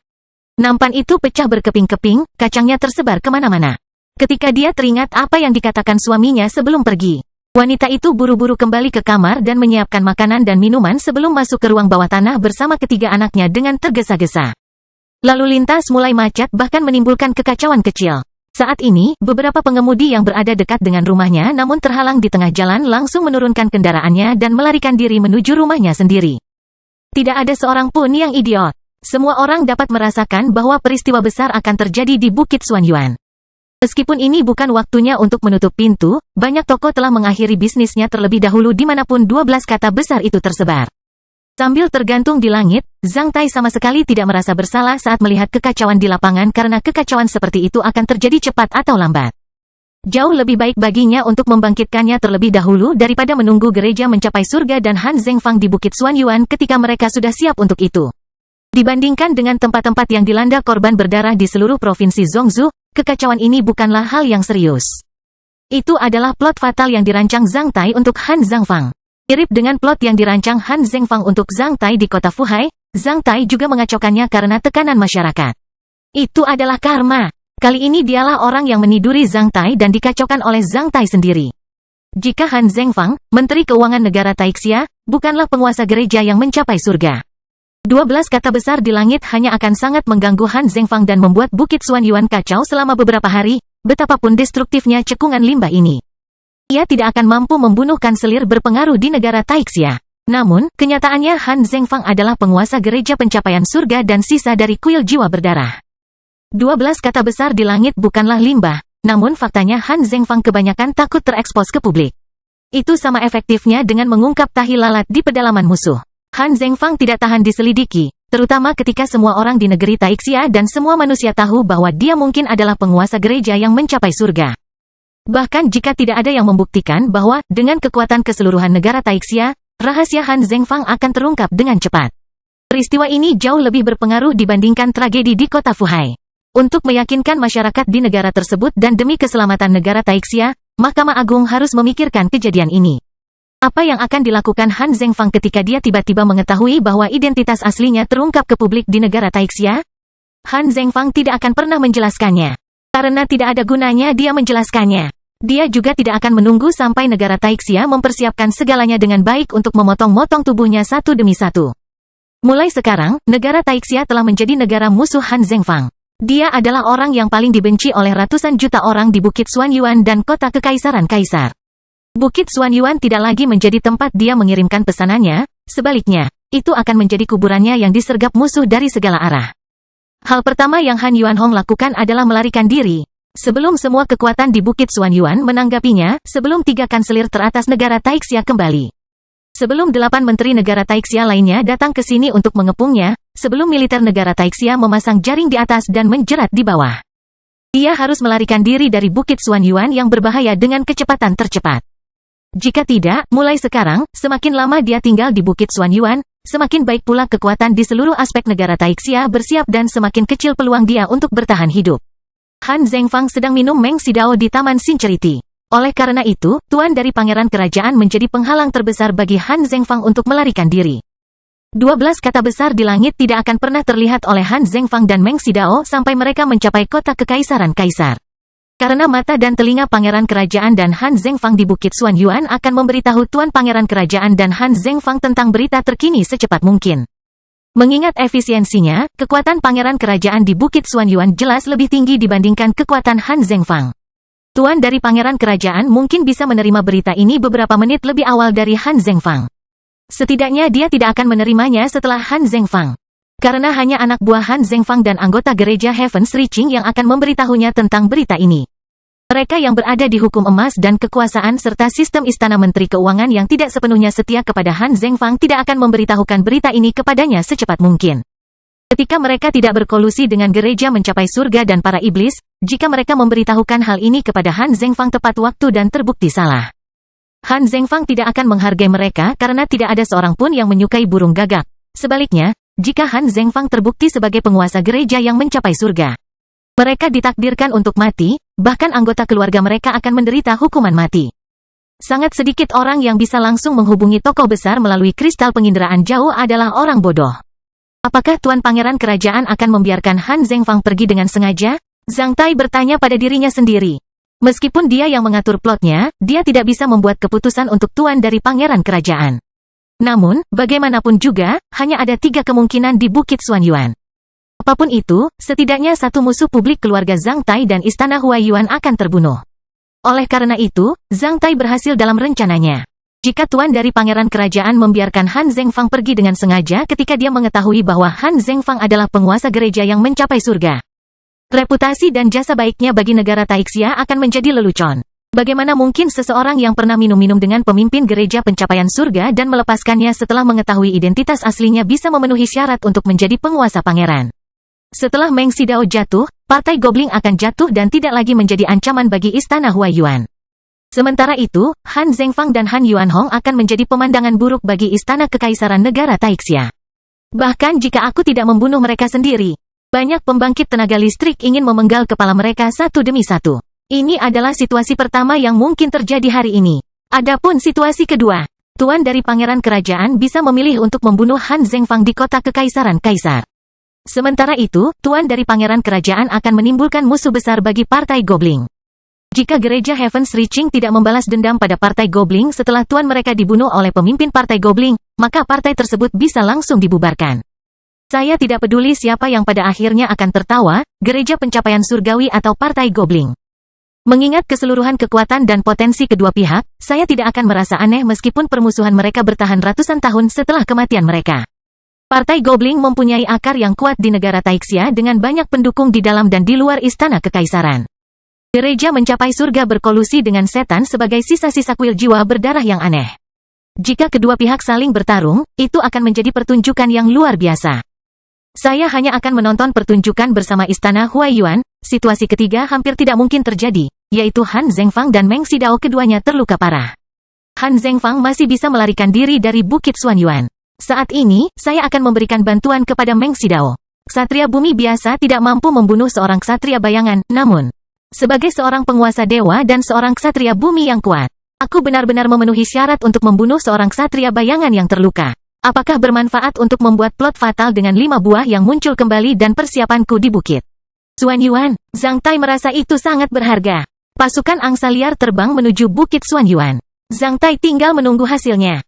Sebelum 12 kata besar itu mencapai kota Kekaisaran Kaisar, Zhang Tai mengatur angsa-angsa liar itu untuk terbang melintasi pasar emas dan tenaga di pinggiran Bukit Xuanyuan. Di masa normal, sebagai tuan rumah pasar emas dan tenaga dan ahli hukum emas dan kekuasaan di negara Taixia, Han Yuanhong tidak akan hanya tinggal di pasar emas dan tenaga seperti seorang pelayan. Kecuali di hari-hari terakhir, menurut intelijen Zhang Tai, selama periode pertemuan harta karun, Han Yuanhong tinggal di kompleks harta karun setiap hari dan mengendalikan keseluruhan situasi pertemuan harta karun. Selain itu, dia mengumpulkan sejumlah besar item rahasia perak. Jujur saja, Zhang Tai sangat khawatir Han Zhengfang hanya punya sedikit antek setia di Bukit Xuanyuan. Jika Han Zhengfang terlambat menerima berita ini dan dengan mudah ditangkap oleh Tuan Pangeran Kerajaan melalui suatu pengaturan, itu tidak akan menarik sama sekali. Ketika angsa liar terbang melintasi pasar emas dan tenaga, setidaknya putranya akan memberitahunya tentang berita tersebut. Bagaimana penampilan dan respons Han Yuanhong ketika dia melihat fenomena abnormal di langit? Aku sangat menantikannya. Pasar emas dan tenaga listrik adalah sumbu yang ditetapkan Zhang Tai. Untuk rencana fatal ini, Kastil Besi Hitam bab 1157 menyalakan api pertempuran di Bukit Xuanyuan. Han Yuanhong mendominasi pelelangan beberapa barang rahasia perak di pavilion barang rahasia pasar emas dan kekuasaan. Apa yang dipercayakan Kementerian Urusan Kekaisaran kepada ayah Han Yuanhong seharusnya dilakukan berdasarkan hukum emas dan kekuasaan. Sebagai ahli hukum emas dan kekuasaan, berdasarkan hasil diskusi antara Han Yuanhong dan Han Zhengfang, meski mereka hanya berpura-pura menyelesaikan tugas, Han Yuanhong harus berusaha sekuat tenaga mengumpulkan benda-benda rahasia perak di pertemuan harta karun. Untuk Kementerian Urusan Kekaisaran, bahkan keping bintang dewa pun bisa dijual di pertemuan harta karun ini, belum lagi benda-benda rahasia berwarna perak. Barang rahasia perak yang dilelang dalam pertemuan harta karun sebagian besar berasal dari 2 sumber. Pertama, seperti potongan bintang dewa, setelah beberapa klan ksatria besar menolak. Menghadapi perang suci ketiga, harta seperti potongan bintang dewa dan rahasia perak barang-barang tidak bisa membawa kemakmuran lagi bagi klan mereka. Sebaliknya, mereka mungkin menimbulkan ancaman terhadap klan mereka. Oleh karena itu, klan-klan ini akan memilih untuk melelang harta peninggalan nenek moyang mereka untuk sesuatu yang lebih praktis jika harta tersebut dirampok. Kedua, barang rahasia perak berasal dari sedikit anjing yang beruntung. Anjing-anjing yang beruntung ini pada dasarnya adalah ksatria. Ketika sebagian besar ksatria berusaha keras mencari benda rahasia perak, anjing yang beruntung ini memiliki satu atau dua benda rahasia perak. Anjing-anjing beruntung yang memiliki satu benda rahasia perak ingin menukarnya dengan sesuatu yang lebih praktis, seperti sumber daya budidaya yang mendesak seperti kristal elemen tanah. Mereka yang memiliki dua item rahasia perak akan menyimpan satu item rahasia perak untuk mereka sendiri sambil menukar yang lainnya dengan sumber daya budidaya atau sesuatu yang mereka butuhkan. Benda rahasia perak yang dipajang di konter rumah lelang adalah pedang pendek. Setelah menghapus tanda spiritual dari pemiliknya, pedang pendek ini digantung di dalam etalase kristal khusus yang volumenya sekitar 64 meter kubik dan terus berubah bentuknya antara pedang pendek berwarna-warni dan cemerlang dengan gigi gergaji tajam dan pedang ganda berwarna-warni yang nyata. Ular berkepala yang terus-menerus berenang di etalase kristal. Sebagian besar penontonnya adalah perwakilan dari klan-klan besar di seluruh negara Taixia. Klan besar ini tidak akan pernah berpikir bahwa mereka memiliki cukup item rahasia perak. Perwakilan ini akan selalu diikuti oleh satu atau dua junior dari klan mereka yang dibawa keluar untuk melihat dunia. Ini adalah pertama kalinya bagi banyak junior melihat objek sebenarnya dari benda rahasia perak. Oleh karena itu, mereka semua tercengang ketika mereka saling berbisik. Karena hukum emas dan kekuasaan adalah organisasi yang digunakan Kaisar Xuan Yuan untuk bersaing dengan 6 klan teratas lainnya di negara Taixia.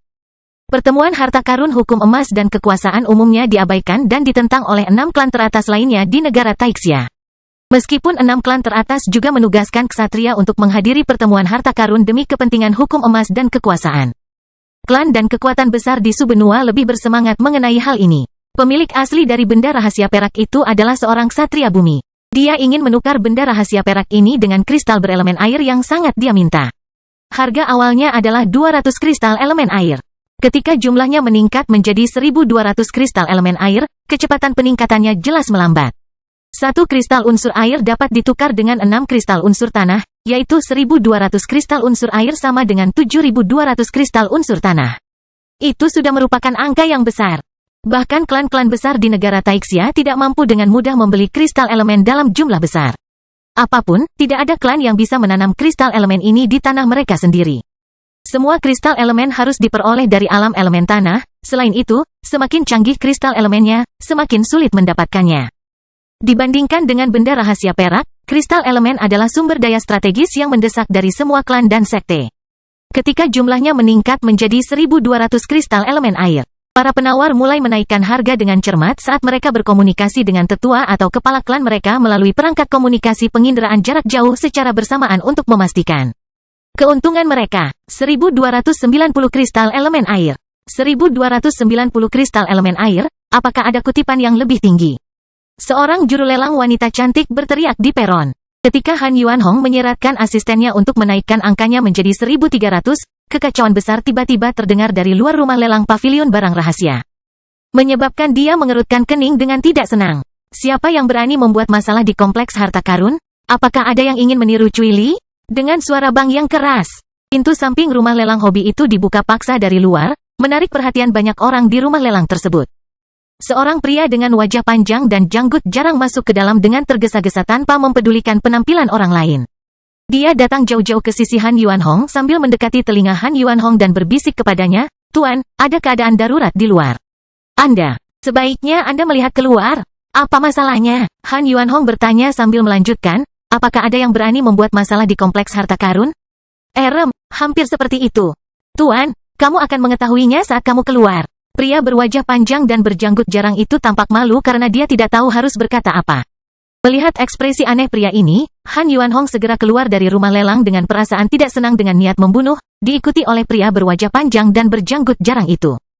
Saat Han Yuanhong meninggalkan rumah lelang, dia melihat ratusan orang berkumpul di halaman kompleks harta karun. Saat Han Yuanhong keluar, suara itu tiba-tiba menghilang. Han Yuanhong merasa semua orang sedang melihatnya. Mata para penonton bahkan mengandung sesuatu yang aneh, yang terlihat sangat aneh. Bahkan beberapa ksatria hukum emas dan kekuasaan yang bertanggung jawab menjaga ketertiban di kompleks harta karun memandangnya dengan cara yang aneh seolah-olah mereka sedang mengelilinginya untuk menyaksikan kekuatan tersembunyi yang melonjak di antara massa. Cahaya mata yang aneh dan suasana aneh di sekitarnya membuat jantung Han Yuanhong berdebar tanpa disadari. Namun, sebagai seorang ksatria bumi yang telah melihat dunia, dia tidak bisa dikejutkan oleh pemandangan seperti itu. Han Yuanhong tidak melihat siapapun yang menimbulkan masalah di sini. Dia menatap ke langit di sepanjang jari pria berwajah panjang dan berjanggut jarang itu. Menteri Keuangan Han Zhengfang adalah pemimpin gereja yang mencapai surga. 12 kata besar dalam cahaya matahari merah terang terbang ke sini dari jauh, menimbulkan teror di hati Han Zhengfang. Setiap kata besar panjangnya lebih dari 1000 meter, mereka terbang di atas 6000 meter di wilayah udara Bukit Xuanyuan seperti kaligrafi makhluk surgawi. Karena terdiri dari lebih dari 100.000 angsa liar. Ketika mereka masih berada 10 mil jauhnya dari wilayah udara di atas pasar emas dan tenaga, semua orang di pasar emas dan tenaga sudah dapat melihatnya dengan jelas. Tubuh Han Yuanhong bergoyang 2 kali seolah dia akan terjatuh. Saat melihat 12 kata besar, dia merasa kepalanya terbelah oleh kapak besar yang jatuh dari langit. Dalam sepersekian detik, mata Han Yuanhong berbinar dan kepalanya berdengung. Ini sudah berakhir. Itu adalah keinginan pertama yang terlintas di benak Han Yuanhong. Han Yuanhong bahkan tidak sempat memikirkan mengapa 12 kata besar itu bisa muncul di langit dengan cara seperti ini. Dibandingkan dengan alasan dan proses munculnya 12 kata besar tersebut, akibat yang ditimbulkannya lebih mengerikan bagi Han Yuanhong. Dalam sepersekian detik, kekuatan dan prestise klan Han akan hilang. Dalam sekejap mata, Bukit Xuanyuan akan menjadi kuburan Han Zhengfang dan Han Yuanhong. Han Yuanhong akhirnya mengerti mengapa orang-orang di pasar emas dan tenaga mengawasinya dengan tatapan aneh. Ada pepatah di negara Taixia bahwa anak laki-laki harus melunasi hutang ayahnya. Ada pepatah lain yang mengatakan bahwa anak laki-laki akan mewarisi usaha ayahnya. Jika ayahnya adalah penguasa gereja yang mencapai surga, tidak diragukan lagi, Han Yuanhong sendiri juga merupakan sisa dari gereja yang mencapai surga. Siapapun yang bisa membunuh Han Yuanhong, tuan muda gereja yang mencapai surga akan memiliki reputasi dan ketenaran pada saat yang sama. Hanya orang-orang terkemuka yang boleh memasuki kompleks harta karun. Saat ini, setidaknya ada 20 ksatria bumi di halaman kompleks harta karun. Tidak peduli seberapa kuatnya Han Yuanhong, dia tidak merasa bisa melawan begitu banyak ksatria bumi pada saat yang bersamaan. Beberapa menit yang lalu, Han Yuanhong masih memimpin pasar emas dan tenaga. Namun, pada saat ini, Han Yuanhong merasa dirinya menjadi bongkahan gemuk yang dilemparkan ke dalam kawanan serigala. Suasana di dalam kompleks harta karun cukup sepi. Pada saat yang sama, banyak mata penonton menjadi semakin berbahaya sementara kekuatan tersembunyi yang melonjak akan muncul kapan saja. Saya tidak bisa membuang waktu lagi. Han Yuanhong membuat tekadnya hampir dalam hitungan detik. Setelah pengalaman bertahun-tahun, Han Yuanhong segera menemukan cara untuk menstabilkan situasi saat ini.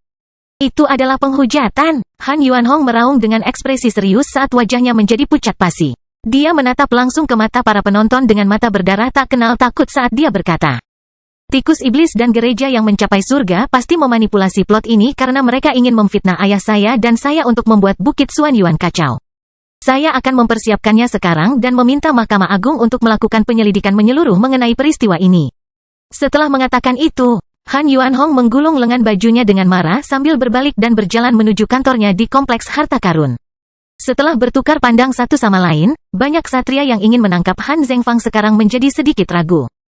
Jika itu benar-benar sebuah penghujatan yang dimanipulasi oleh gereja pencapaian surga dan para iblis, mereka akan menyinggung Menteri Keuangan Negara Taixia dan klan Han secara keseluruhan begitu mereka terjun untuk melawan Han Yuanhong pada saat ini. Selain itu, setelah kejadian ini, mereka bahkan mungkin akan diserang balik oleh klan Han dengan alasan mereka berkolusi dengan iblis dan gereja yang mencapai surga. Pelayanan yang berjasa besar mungkin juga menjadi masalah besar. Ketika yang lain ragu-ragu selama beberapa detik, Han Yuanhong sudah menghilang. Setelah bertukar pandang satu sama lain, tak seorang pun di kompleks harta karun berani bergerak. Han Yuanhong masih mengepalkan tangannya. Akibatnya, buku-buku jarinya memutih dengan urat hijau terangkat sambil sedikit bergetar. Dia berpura-pura stabil, namun, hanya dia yang bisa merasakan bahwa tanah yang kokoh itu terasa selembut kapas. Sejauh ini, otaknya masih kacau sementara kilauan keemasan berkelap-kelip di depan matanya. Ia hanya berpura-pura geram dan tenang di depan publik agar bisa mencari waktu lebih untuk melarikan diri. Tentu saja, baik Han Yuanhong dan Han Zhengfang tidak memiliki persiapan mental apapun untuk menghadapi 12 kata besar di langit. Pasukan resmi di Bukit Xuanyuan juga tidak membuat persiapan apapun mengenai hal itu. Jika pejabat negara Taixia sudah lama mengetahui latar belakang Han Yuanhong dan Han Zhengfang dan siap menangkap mereka, 12 kata besar itu sama sekali tidak diperlukan dan akan membuat para ular takut. Karena ini adalah keadaan darurat bagi semua orang, sangat penting bagi Han Yuanhong untuk berusaha 1 menit lagi untuk melarikan diri. Setelah memasuki ruang kerjanya di kompleks harta karun, Han Yuanhong menutup pintu dari dalam. Pada saat ini, hanya pria berwajah panjang dan berjanggut jarang itu yang masih mengikuti Han Yuanhong dengan ekspresi kesal untuk menunjukkan bahwa dia setia pada klan Han. Tuan, ini mungkin rencana jahat yang dibuat oleh iblis dan gereja yang mencapai surga atau balas dendam Cui Li dan klan Bai. Pria berwajah panjang dan berjanggut jarang itu memutar otak dan ingin menunjukkan bakatnya saat ini. Namun, dia tidak menyadari tampang buruk Han Yuanhong. Tak terbayangkan, ia hampir menemukan kebenaran meski ia hanya mengarang beberapa alasan.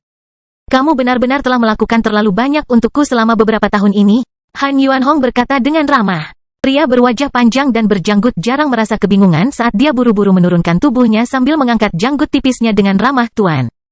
Suatu kehormatan bagi saya untuk melayani Anda. Segera setelah kata kamu, Han Yuanhong sudah sedikit menekan telapak tangannya ke kepala dan mengubah otaknya menjadi pasta. Sebelum pria berwajah panjang dan beruang kurus ini menegakkan tubuhnya, kedua bola matanya sudah melompat keluar dari rongga matanya saat dia langsung jatuh ke tanah seperti anjing mati. Han Yuanhong melirik pria itu dengan tatapan mata berkaca-kaca untuk terakhir kalinya. Sebelumnya, orang ini bukan anggota gereja Heaven's Reaching, karena dia agak pintar dan bisa setia kepadaku, aku membiarkannya tetap hidup sebagai antek dan mata-mataku di pasar emas dan tenaga. Selama beberapa tahun ini, orang ini telah melakukan terlalu banyak hal untuk saya. Jika orang ini jatuh ke tangan Mahkamah Agung, dia mungkin akan merusak rencana kita. Tentu saja, dia tidak bisa tetap hidup. Saya punya lebih banyak bawahan di Bukit Xuanyuan. Namun, mengingat keadaan daruratnya, saya tidak terlalu peduli tentang hal itu. Setelah membunuh 1 orang, Han Yuanhong dengan cepat sampai ke dinding ruang kerja. Dia menekan beberapa tempat di dinding, memperlihatkan pintu masuk terowongan tersembunyi menuju ruang bawah tanah. Han Yuanhong segera melompat ke dalam. Saat dia pergi dari sana dengan tergesa-gesa, Han Yuanhong bahkan tidak menutup pintu terowongan tersembunyi itu. Sebenarnya, meskipun dia menutup pintu terowongan tersembunyi itu tidak akan berfungsi lagi. Jika ada ksatria yang ingin mencari gua di ruang kerja ini, pukulan apapun akan membuka pintu masuk terowongan tersembunyi. Meski tak seorang pun berani bersikap sombong di kompleks harta karun di masa normal, pasti banyak orang yang berani bersikap sombong di hari ini. Setelah beberapa menit, setelah tidak mendapat tanggapan dari dalam ruang kerja, 3 ksatria bumi berseragam yang ditugaskan oleh Mahkamah Agung di sini untuk mengundang Han Yuanhong ke Mahkamah Agung untuk diinterogasi mendobrak pintu ruang kerja menjadi beberapa bagian sambil lebih banyak orang dikelilingi untuk menyaksikan apa yang terjadi di dalam. Setelah melihat mayat di ruang kerja dan pintu masuk terowongan tersembunyi itu, wajah ksatria bumi yang mendobrak pintu itu langsung berubah serius. Kejar dia! Ketiga ksatria bumi segera melompat ke pintu masuk. Semua penonton di dalam kompleks harta karun langsung gempar. Sebelum 3 ksatria bumi dari Mahkamah Agung tiba, Han Yuanhong, putra Han Zhengfang telah membunuh 1 orang dan melarikan diri jauh, yang langsung menyalakan api pertempuran di Bukit Xuanyuan. Kastil Besi Hitam bab 1158, terjebak. Saat matahari keemasan terbenam di barat, malam pun tiba. Hanya sepertiga anggur keruh yang tersisa di dalam botol tanpa disadari di bawah pohon persik tua di Taman Sincerity, kota kekaisaran kaisar. Bukit Xuanyuan sangat besar, angsa liar belum mencapai pasar emas dan tenaga, oleh karena itu, Han Yuanhong tidak mendengar suara yang datang dari luar rumah lelang.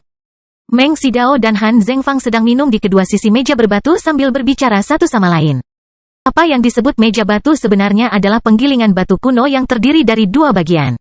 Tapi penggilingan batu sudah aus.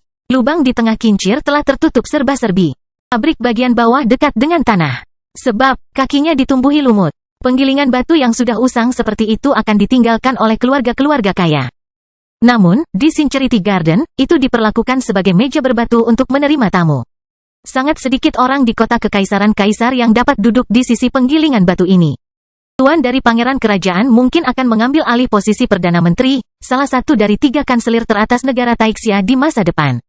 Ketika Han Zhengfang berbincang dan minum dengan tuan dari pangeran kerajaan, lambat laun dia merasa bahwa tuan dari pangeran kerajaan paling tertarik pada perekonomian negara Taixia yang menjadi tanggung jawabnya. Perdana Menteri bertanggung jawab atas urusan politik di seluruh negara Taixia. Posisi ini bisa sangat membantu pangeran kerajaan. Perdana Menteri dapat membantu pangeran kerajaan untuk mengendalikan situasi negara Taixia secara keseluruhan. Dibandingkan dengan Inspektur Jenderal yang bertanggung jawab atas pengawasan, pendidikan, etiket dan pengorbanan serta Sekretaris Pertahanan. Perdana Menteri lebih berpengaruh dalam semua aspek di negara Taixia. Tentu saja pangeran kerajaan berharap bisa dibantu oleh tuannya dalam posisi yang paling penting. Sementara itu, akan memenuhi kepentingan Partai Gobling. Jika tuan dari pangeran kerajaan mengambil alih posisi Perdana Menteri, Istana Menteri Keuangan akan menjadi bawahan langsung dari tuan dari pangeran kerajaan. Tuan dari pangeran kerajaan mungkin ingin menyampaikan sinyal ini kepada Han Zhengfang melalui pertemuan ini. Aku ingin tahu kondisi apa yang bisa diberikan oleh orang di Istana Kekaisaran Timur itu agar Di Long Tu, yang merupakan Perdana Menteri saat ini, turun tahta secara sukarela? Di Long Tu pemarah. Dia tidak akan menganggap penurunan secara sederhana sebagai sebuah kebajikan dalam hal ini. Apakah saya dapat menangkap peluang selama proses ini? Jika aku bisa membuat Declan melawan tuan dari pangeran kerajaan, itu akan menarik. Ketika Han Zhengfang sedang memikirkan sesuatu yang jahat, dia melihat dan berkata dengan tulus. Han Zhengfang memperlakukan tuan terkenal dari pangeran kerajaan yang akan menjadi atasan langsung Istana Menteri Keuangan dengan cukup sopan. Pada saat yang sama, ia menjaga martabat dan keberanian moralnya sebagai Menteri Keuangan Negara Taixia. Menurut statistik konsumsi garam yang dapat dimakan di seluruh provinsi yang dibuat oleh Istana Menteri Keuangan 3 tahun lalu, terdapat lebih dari 0,1536 triliun orang di negara Taixia. Lebih dari 80% dari orang-orang ini berada di 9 provinsi abadi, 36 provinsi atas, dan 72 provinsi besar di negara Taixia. Salah satu provinsi tersebut akan memiliki sekitar 10 miliar penduduk. Meskipun provinsi-provinsi menengah dan bawah memiliki wilayah daratan yang luas, jumlah penduduknya lebih sedikit. Selain itu, kebanyakan orang menetap di kota-kota terdekat. Masih terdapat potensi pengembangan yang besar di lapangan. Provinsi Fanzhou memiliki populasi paling sedikit. Provinsi Fanzhou adalah tanah tandus dan dingin.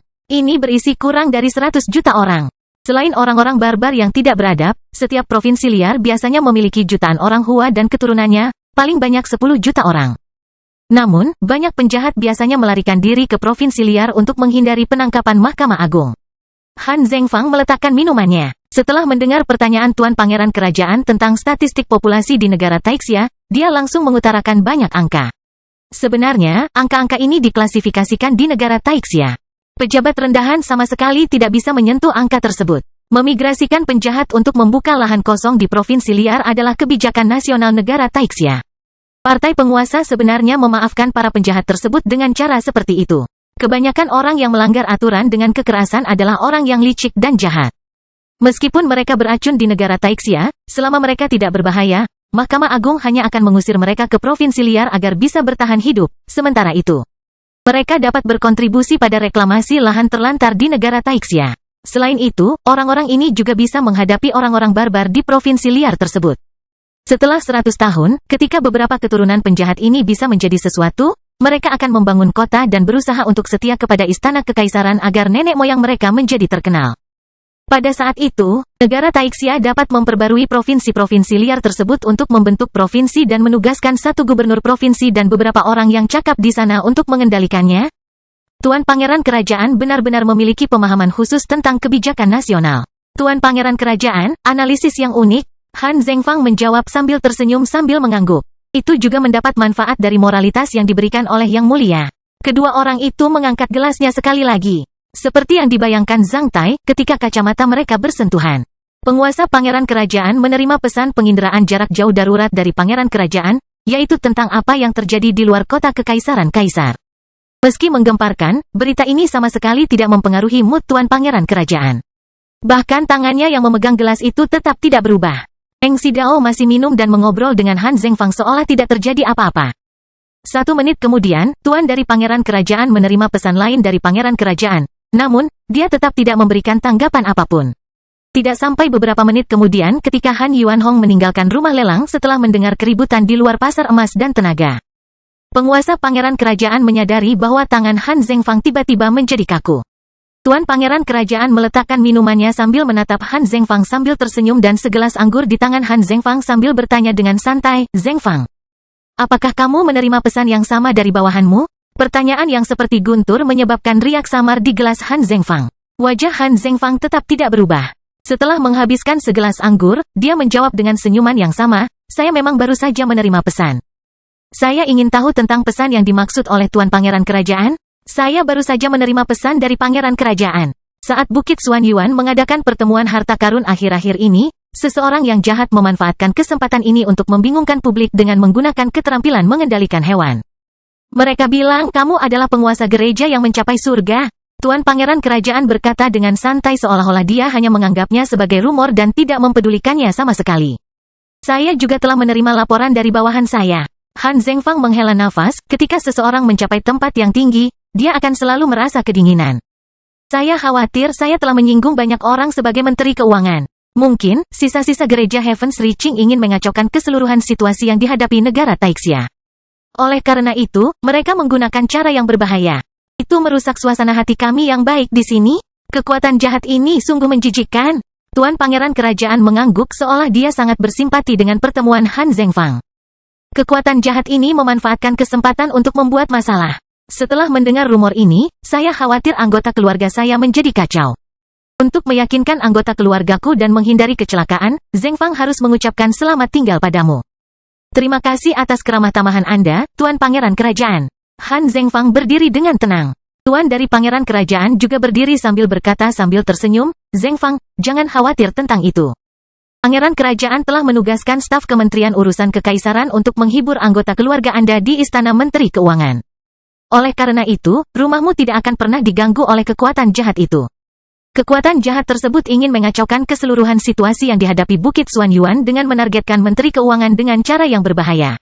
Di luar kota Kekaisaran Kaisar sudah agak kacau. Pengawal zodiak telah memblokir kota Kekaisaran Kaisar. Mengingat kekuatan jahat itu mungkin punya cara lain. Pangeran Kerajaan memanggil 9 menteri dan saya untuk bernegosiasi tentang tindakan balasan di Istana Kekaisaran guna menstabilkan situasi secara keseluruhan. Karena Zhengfang ada di sini, atas perintah Pangeran Kerajaan, kita harus memasuki Istana Kekaisaran bersama-sama. Masuk ke Istana Kekaisaran? Bagaimana bisa Han Zhengfang terperosok dalam keputusasaan saat ini? Ada teror belaka di Istana Kekaisaran Kaisar. Selama trik rahasia itu dipicu di Istana Kekaisaran, Han Zhengfang akan jatuh ke neraka. Bahkan ksatria tingkat bijak dari 6 sekte teratas tidak bisa keluar dari sana sepenuhnya, belum lagi Han Zhengfang. Jika Han Zhengfang setuju untuk memasuki Istana Kekaisaran saat ini, dia tidak akan mempunyai kesempatan untuk bertahan hidup lebih lama lagi. Jika ia benar-benar difitnah oleh kekuatan jahat, tentu saja ia berani masuk ke Istana Kekaisaran bersama Tuan Pangeran Kerajaan untuk menemui Pangeran Kerajaan saat ini untuk memperjelas ketidakbersalahannya tanpa takut diselidiki. Namun masalahnya Han Zhengfang tahu bahwa itu bukanlah sebuah penghujatan melainkan sebuah kebenaran. Sebagai Menteri Keuangan Negara Taixia, dia tahu dengan jelas berapa banyak cara yang bisa digunakan oleh Bukit Xuanyuan dan kota Kekaisaran Kaisar untuk mengetahui kejadiannya. Pangeran Kerajaan yang cerdas, aku tidak boleh memasuki Istana Kekaisaran. Aku tidak punya kesempatan untuk mengarang kebohongan lagi. Tinggal sedikit waktu lagi. Bagaimana bisa tiba-tiba mencapai langkah ini? Siapa yang berada di belakang acara ini? Jika memungkinkan, Han Zhengfang sangat ingin melihat 12 kata besar yang bergerak di langit yang mengirimnya ke kutukan abadi.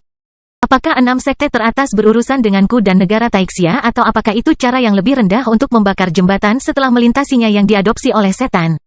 Siapa lagi di negara Taixia yang bisa mengirimku ke situasi yang buruk dalam sekejap selain kedua pihak? Karena dia tidak tahu siapa yang meniduri punggungnya. Han Zhengfang merasakan hawa dingin menyerang setiap selnya dari ujung kepala hingga ujung kaki, menyebabkan jantungnya perlahan-lahan menjadi sedingin es. Saat ini, Han Zhengfang tiba-tiba menyadari bahwa putra keduanya yang masih hilang mungkin telah terbunuh. Setelah mengetahui bahwa Han Zhengfang masih diam, cahaya mata Tuan Pangeran Kerajaan tiba-tiba berubah tajam dan menusuk hati. Dengan meja batu di antaranya, Han Zhengfang dan Meng Xidao menatap lurus ke mata satu sama lain sementara senyuman mereka perlahan memudar. Pada saat ini, sehelai daun persik yang layu jatuh ke atas kandang batu sementara niat membunuh yang serius memenuhi seluruh Taman Sincerity dalam hitungan detik. Kastil Besi Hitam bab 1159, tabrakan antara yang kuat. Saat niat membunuh yang serius ini secara bertahap menyebar ke Taman Sincerity, ikan-ikan di kolam dekat dua orang itu langsung menyelinap ke dasar kolam. Beberapa burung di puncak pohon terbang dengan tergesa-gesa, bahkan suara mengeong kucing liar pun menghilang. Akibatnya, seluruh Taman Sincerity tampak membeku. Tuan Pangeran Kerajaan, jika Anda mengizinkan saya kembali ke rumah, Zhengfang pasti akan menghargai Anda di masa depan. Suara Han Zhengfang tiba-tiba berubah menjadi agak serak. Sementara itu, sikapnya yang mengesankan juga mulai agresif dan mendominasi seperti gunung es yang muncul dari permukaan laut. Han Zhengfang yang berperilaku baik sejak memasuki Taman Sincerity tidak lagi memperlakukan Tuan Pangeran Kerajaan dengan penuh hormat dan terkendali. Dalam sepersekian detik, dia mulai berbicara dengan Tuan Pangeran Kerajaan secara setara. Tuan Pangeran Kerajaan memandang ke arah Han Zhengfang sambil berkata, Jika kamu meninggalkan Taman Sincerity dengan selamat hari ini, bagaimana kamu bisa tinggal di Bukit Xuanyuan lebih lama lagi? Apresiasimu adalah racunku. Setelah mengatakan itu, tuan dari pangeran kerajaan tiba-tiba menghela nafas. Setelah itu, dia menggelengkan kepalanya dan memandangi sampah di samping kolam sambil menggumamkan satu kalimat yang membuat Han Zhengfang bingung. Aduh. Aku tidak menyangka hal itu akan terjadi begitu cepat. Apakah tuan pangeran kerajaan tahu mengapa Kaisar Xuanyuan hilang? Han Zhengfang tiba-tiba bertanya pada Meng Sengdao sambil mencibir. Tidak, aku tidak. Tuan pangeran kerajaan menggelengkan kepalanya saat dia menjawab dari kejauhan. Karena Kaisar Xuanyuan tahu bahwa negara Taixia pasti akan dimusnahkan oleh iblis dalam perang suci ini. Meskipun terowongan menuju alam elemen tanah di provinsi militer dan benteng singa di bawah terowongan itu berhasil mencegah pasukan iblis memasuki wilayah inti negara Taixia. Kali ini mereka tidak bisa melakukannya.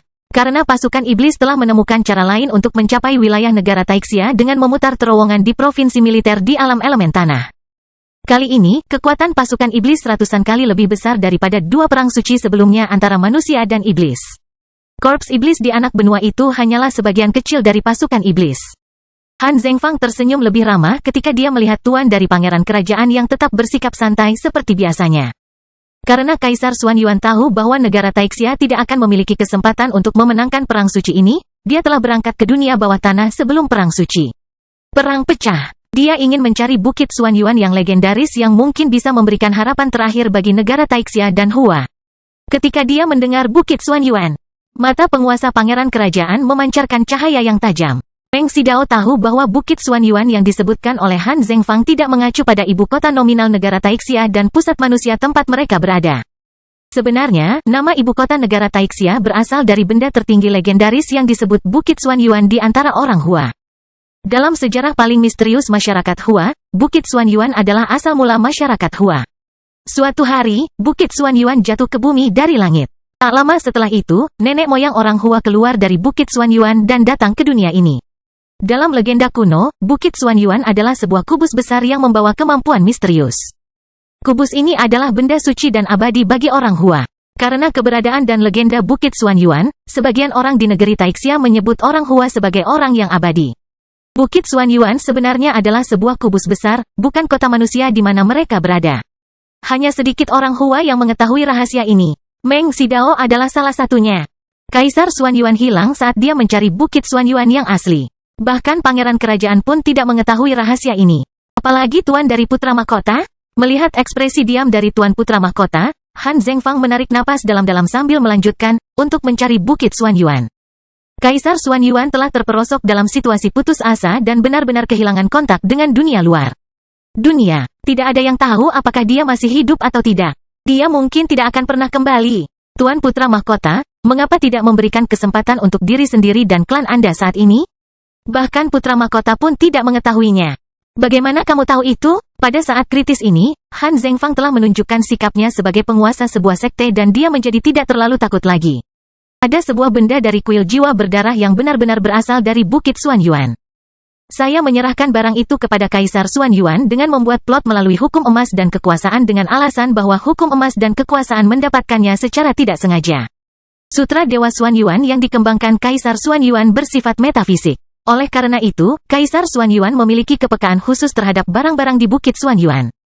Dengan item ini sebagai iming-iming, saya membuat Kaisar Xuanyuan memasuki situasi putus asa dan menyapu rintangan iblis terbesar di negara Taixia. Apa hubungan antara kamu dan kuil jiwa berdarah? Sebagai kekurangan setan, manfaat apa yang bisa Anda peroleh? Meng Sidao bertanya. Setelah mendengar pertanyaan Meng Sidao, Han Zhengfang tiba-tiba tertawa terbahak-bahak yang terdengar agak menyedihkan dan marah. Hahaha, pada saat itu, kuil jiwa berdarah baru saja memahami metode pembangunan lautan berdarah, namun keluarga kekaisaran dan 7 sekte teratas di negara Taixia bergandengan tangan untuk memusnahkan kami. Kejahatan apa yang dilakukan kuil jiwa berdarah? Mengapa kita harus menderita kerugian sebesar itu? Hampir semua anggota kuil jiwa berdarah telah dibantai. Apa yang disebut alasan bahwa lautan berdarah melanggar hukum universal dan bahwa murid kuil jiwa berdarah membuat masalah di mana-mana di seluruh negeri tidak ada sama sekali. Kapan kuil jiwa berdarah kita membunuh orang yang tidak bersalah karena membangun lautan berdarah? Meskipun ada beberapa orang yang tidak percaya di kuil jiwa berdarah yang membuat masalah di seluruh negara Taixia dengan metode rahasia kuil jiwa berdarah, itu bukanlah hal yang aneh sama sekali. Sekte dan klan besar selalu memiliki puluhan juta murid dengan kualitas berbeda, Meski begitu, lebih dari satu murid Sekte Fantasi Tai sedang dicari oleh Mahkamah Agung. Mengapa tidak memusnahkan Sekte Fantasi Tai?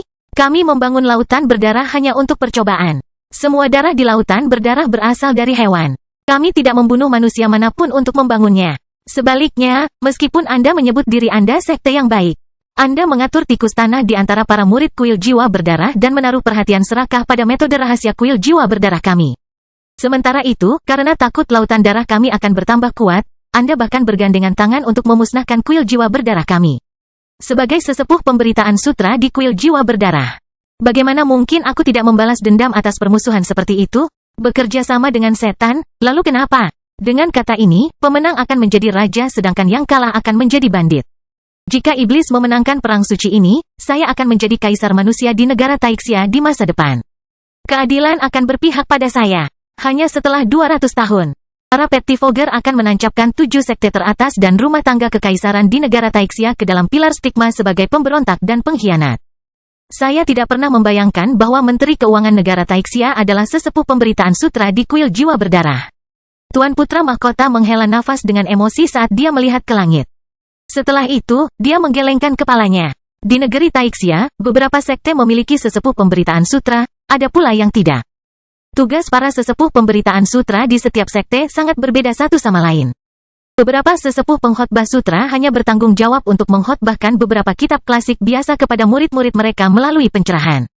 Beberapa sesepuh pengkhotbah sutra dapat memahami metode rahasia paling penting dari sekte mereka sendiri. Beberapa sesepuh pengkhotbah sutra ditunjuk oleh para guru sekte, yang identitasnya akan diketahui oleh banyak orang. Beberapa sesepuh pemberita sutra memiliki sistem pewarisannya sendiri. Dalam situasi ini, meskipun para master sekte tidak mengetahui siapa sesepuh pemberita sutra di sekte mereka, yaitu, sistem pewarisan para sesepuh pemberitaan sutra tidak bergantung pada sekte.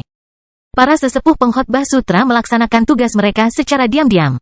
Tidak diragukan lagi, kuil jiwa berdarah menerima sistem warisan kedua dari para tetua pemberitaan sutra, yang juga merupakan jenis yang paling misterius. Penatua pemberitaan sutra jenis kedua adalah sosok paling misterius dalam sebuah sekte. Orang ini memahami metode rahasia klasik terpenting dari sebuah sekte. Dengan memanfaatkan cara ini, jika sekte tersebut mengalami bencana suatu hari nanti, sesepuh pemberita sutra dari sekte ini dapat menjadi pemicu untuk menghidupkan kembali sekte tersebut suatu hari nanti. Nyala api kuil jiwa berdarah tidak hanya dilestarikan tetapi juga diubah menjadi api besar gereja yang mencapai surga yang hampir membakar negara Taixia secara keseluruhan menjadi reruntuhan. Kamu merancang tragedi di kota Fuhai, kan? Bocah Zhang merusak rencana besar gereja mencapai surga di Provinsi Yuzhou. Potensinya sungguh menakutkan. Jika dia besar nanti, dia pasti akan menjadi batu sandungan dalam usaha besar saya. Saya harus berpikir terlebih dahulu. Oleh karena itu, saya membuat rencana untuk melenyapkannya. Han Zhengfang tersenyum seolah sedang mengatakan sesuatu yang sepele. Aku baru saja melakukan sesuatu yang juga ingin dilakukan oleh Tuan Pangeran Kerajaan namun merasa malu untuk melakukannya. Aku tidak pernah membayangkan bocah Zhang bisa lolos dari rencanaku dan mendapatkan ketenaran yang besar.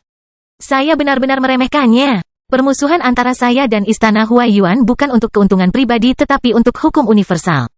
Oleh karena itu, saya tidak akan pernah menggunakan metode jahat Anda. Meng Xidao dengan ramah membujuk Han Zhengfang, yang kinya semakin kuat. Jika kamu melipat tanganmu untuk ditangkap dan bisa memperjelas semua plot yang kamu dan para iblis buat di negara Taixia selama bertahun-tahun demi banyak nyawa, aku bersumpah akan menjagamu hidup di depan putra mahkota. Han Zhengfang tiba-tiba menghela nafas sambil berkata, menurut kata-katamu, Tuan Putra Mahkota masih bertekad untuk menahanku di sini.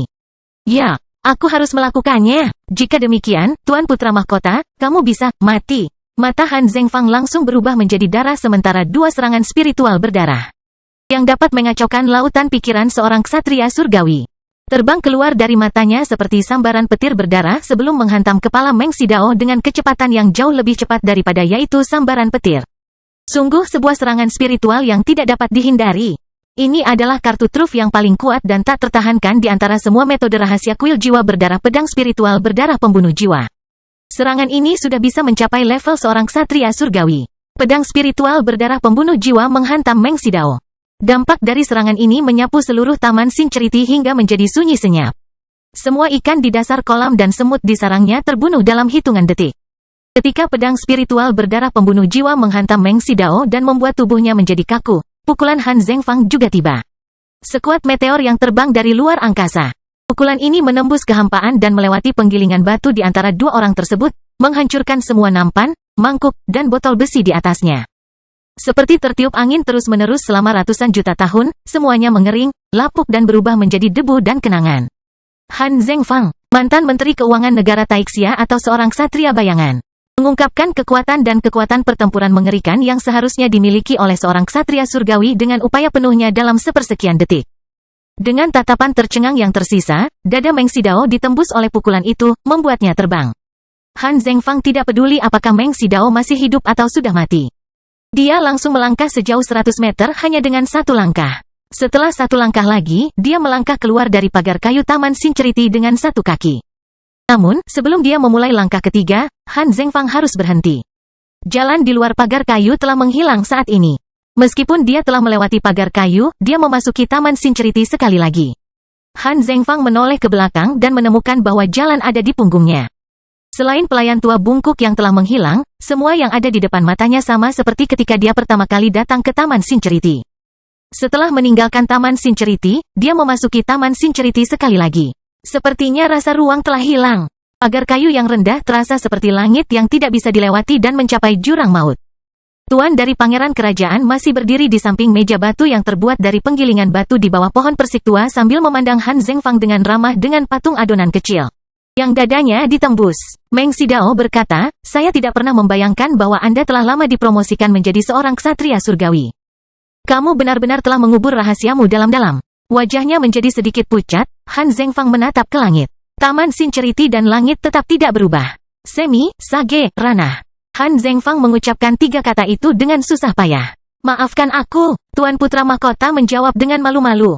Kastil Besi Hitam bab 1160, Kekacauan Besar di Bukit Xuanyuan. Apa itu? Ketika ki berdarah mengalir ke langit dari Taman Sincerity, banyak orang di kota Kekaisaran Kaisar menjadi takjub. Hanya sedikit orang yang bisa berpromosi menjadi ksatria, hanya sedikit ksatria yang menyaksikan pertempuran antara ksatria surgawi, terutama antara satu ksatria surgawi dan satu ksatria semi-sage. Oleh karena itu, ketika ki berdarah itu membubung ke langit, banyak orang di kota Kekaisaran mengira akan ada pertunjukan hari ini. Saat Bukit Xuanyuan mengadakan pertemuan harta karun, dapat diprediksi bahwa ada beberapa program perayaan di kota Kekaisaran Kaisar. Selain itu, hal seperti itu pernah terjadi sebelumnya.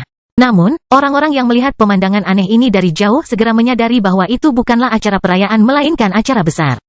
Ki berdarah yang mengalir ke langit dari Sincerity Garden tidak normal dan sombong seperti api surgawi yang besar. Dengan cahaya yang aneh, ki yang berdarah terus-menerus berubah menjadi berbagai binatang buas yang aneh seolah ingin melepaskan ikatan yang tak terlihat. Pada saatnya ki berdarah akan memutuskan ikatan. Namun, tak lama setelah itu, sebuah prasasti besar dan gelap gulita muncul di atas ki yang berdarah, menekannya sekali lagi. Semua orang di seluruh kota Kekaisaran Kaisar dapat mendengar puluhan ribu suara gemuruh yang teredam di tanah dari arah Taman Sincerity, menyebabkan gempa bumi dalam jarak 13 mil di sekitar Taman Sincerity.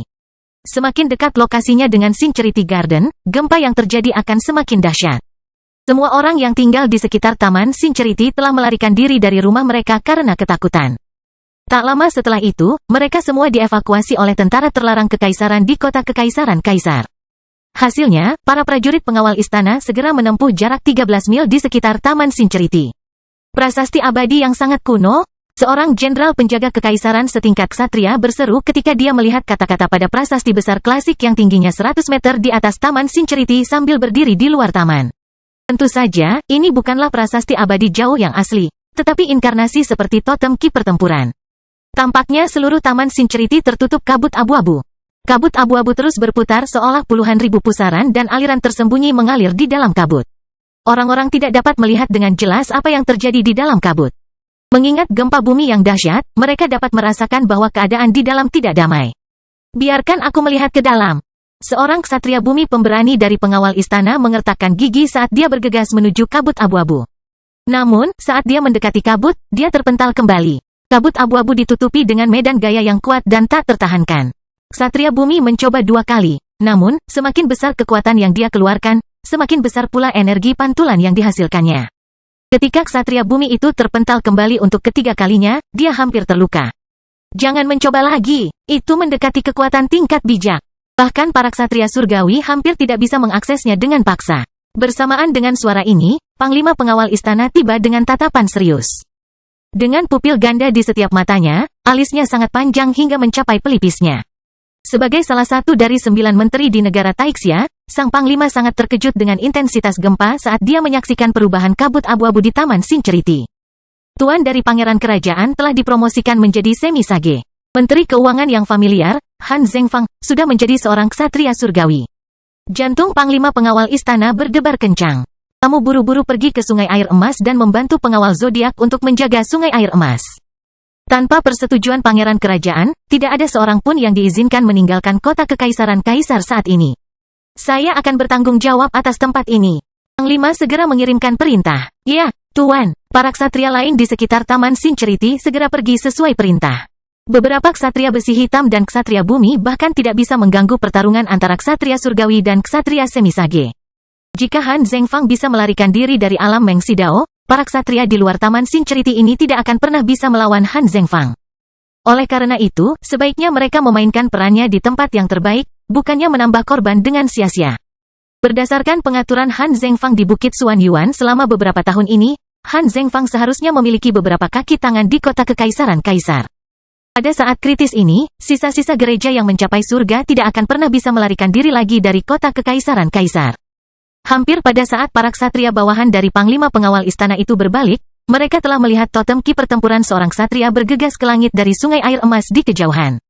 Seseorang ingin menyeberangi Sungai Air Emas dan telah memulai pertempuran dengan pengawal zodiak. Apa yang dikhawatirkan oleh Panglima Pengawal Istana segera menjadi kenyataan.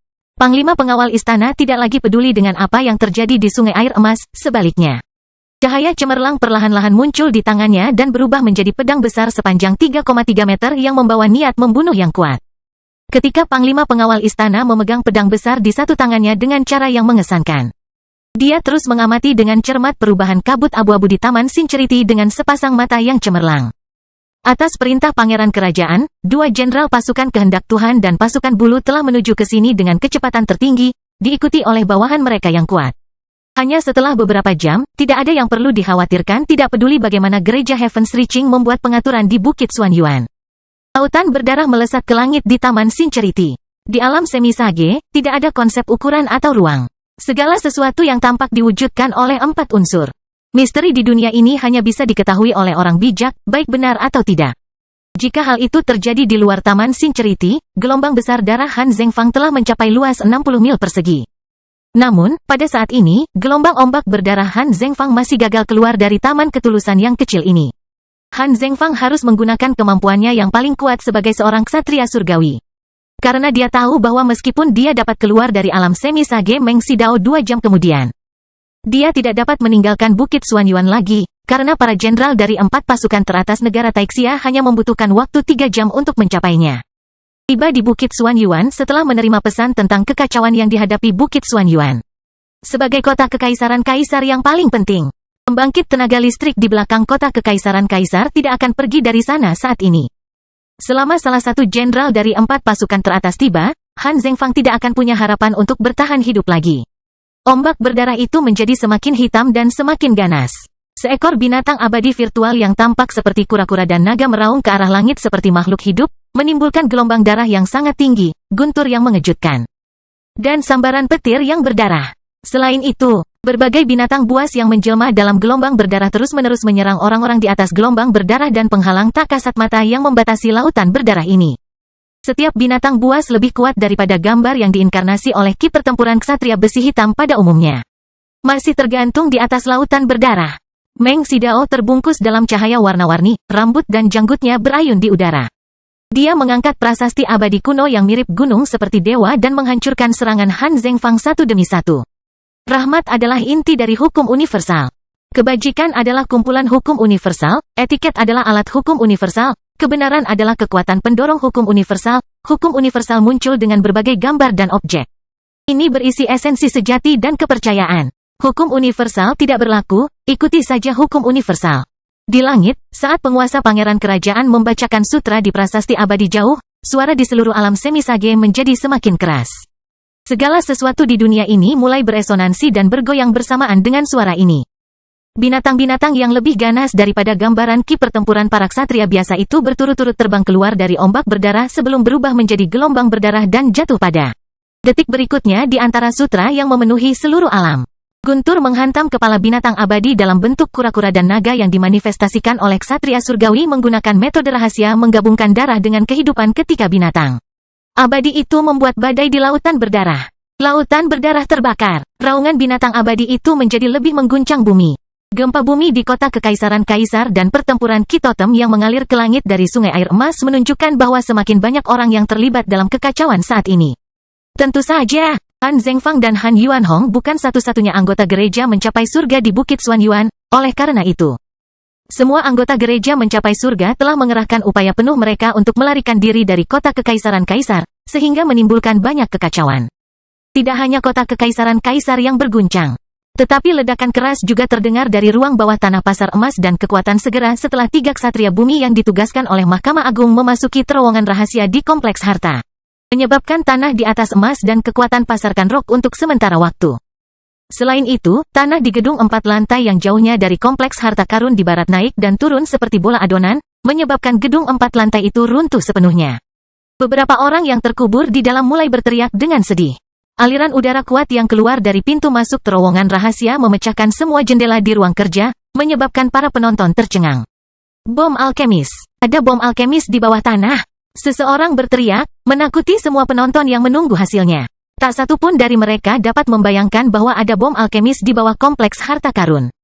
Beberapa menit kemudian, 3 ksatria bumi yang baru saja bergegas ke terowongan tersembunyi keluar dari terowongan tersembunyi dengan ekspresi malu. Syukurlah, mereka semua selamat meski terluka. Lewati pesananku, blokir semua selokan yang mengarah keluar Bukit Xuanyuan.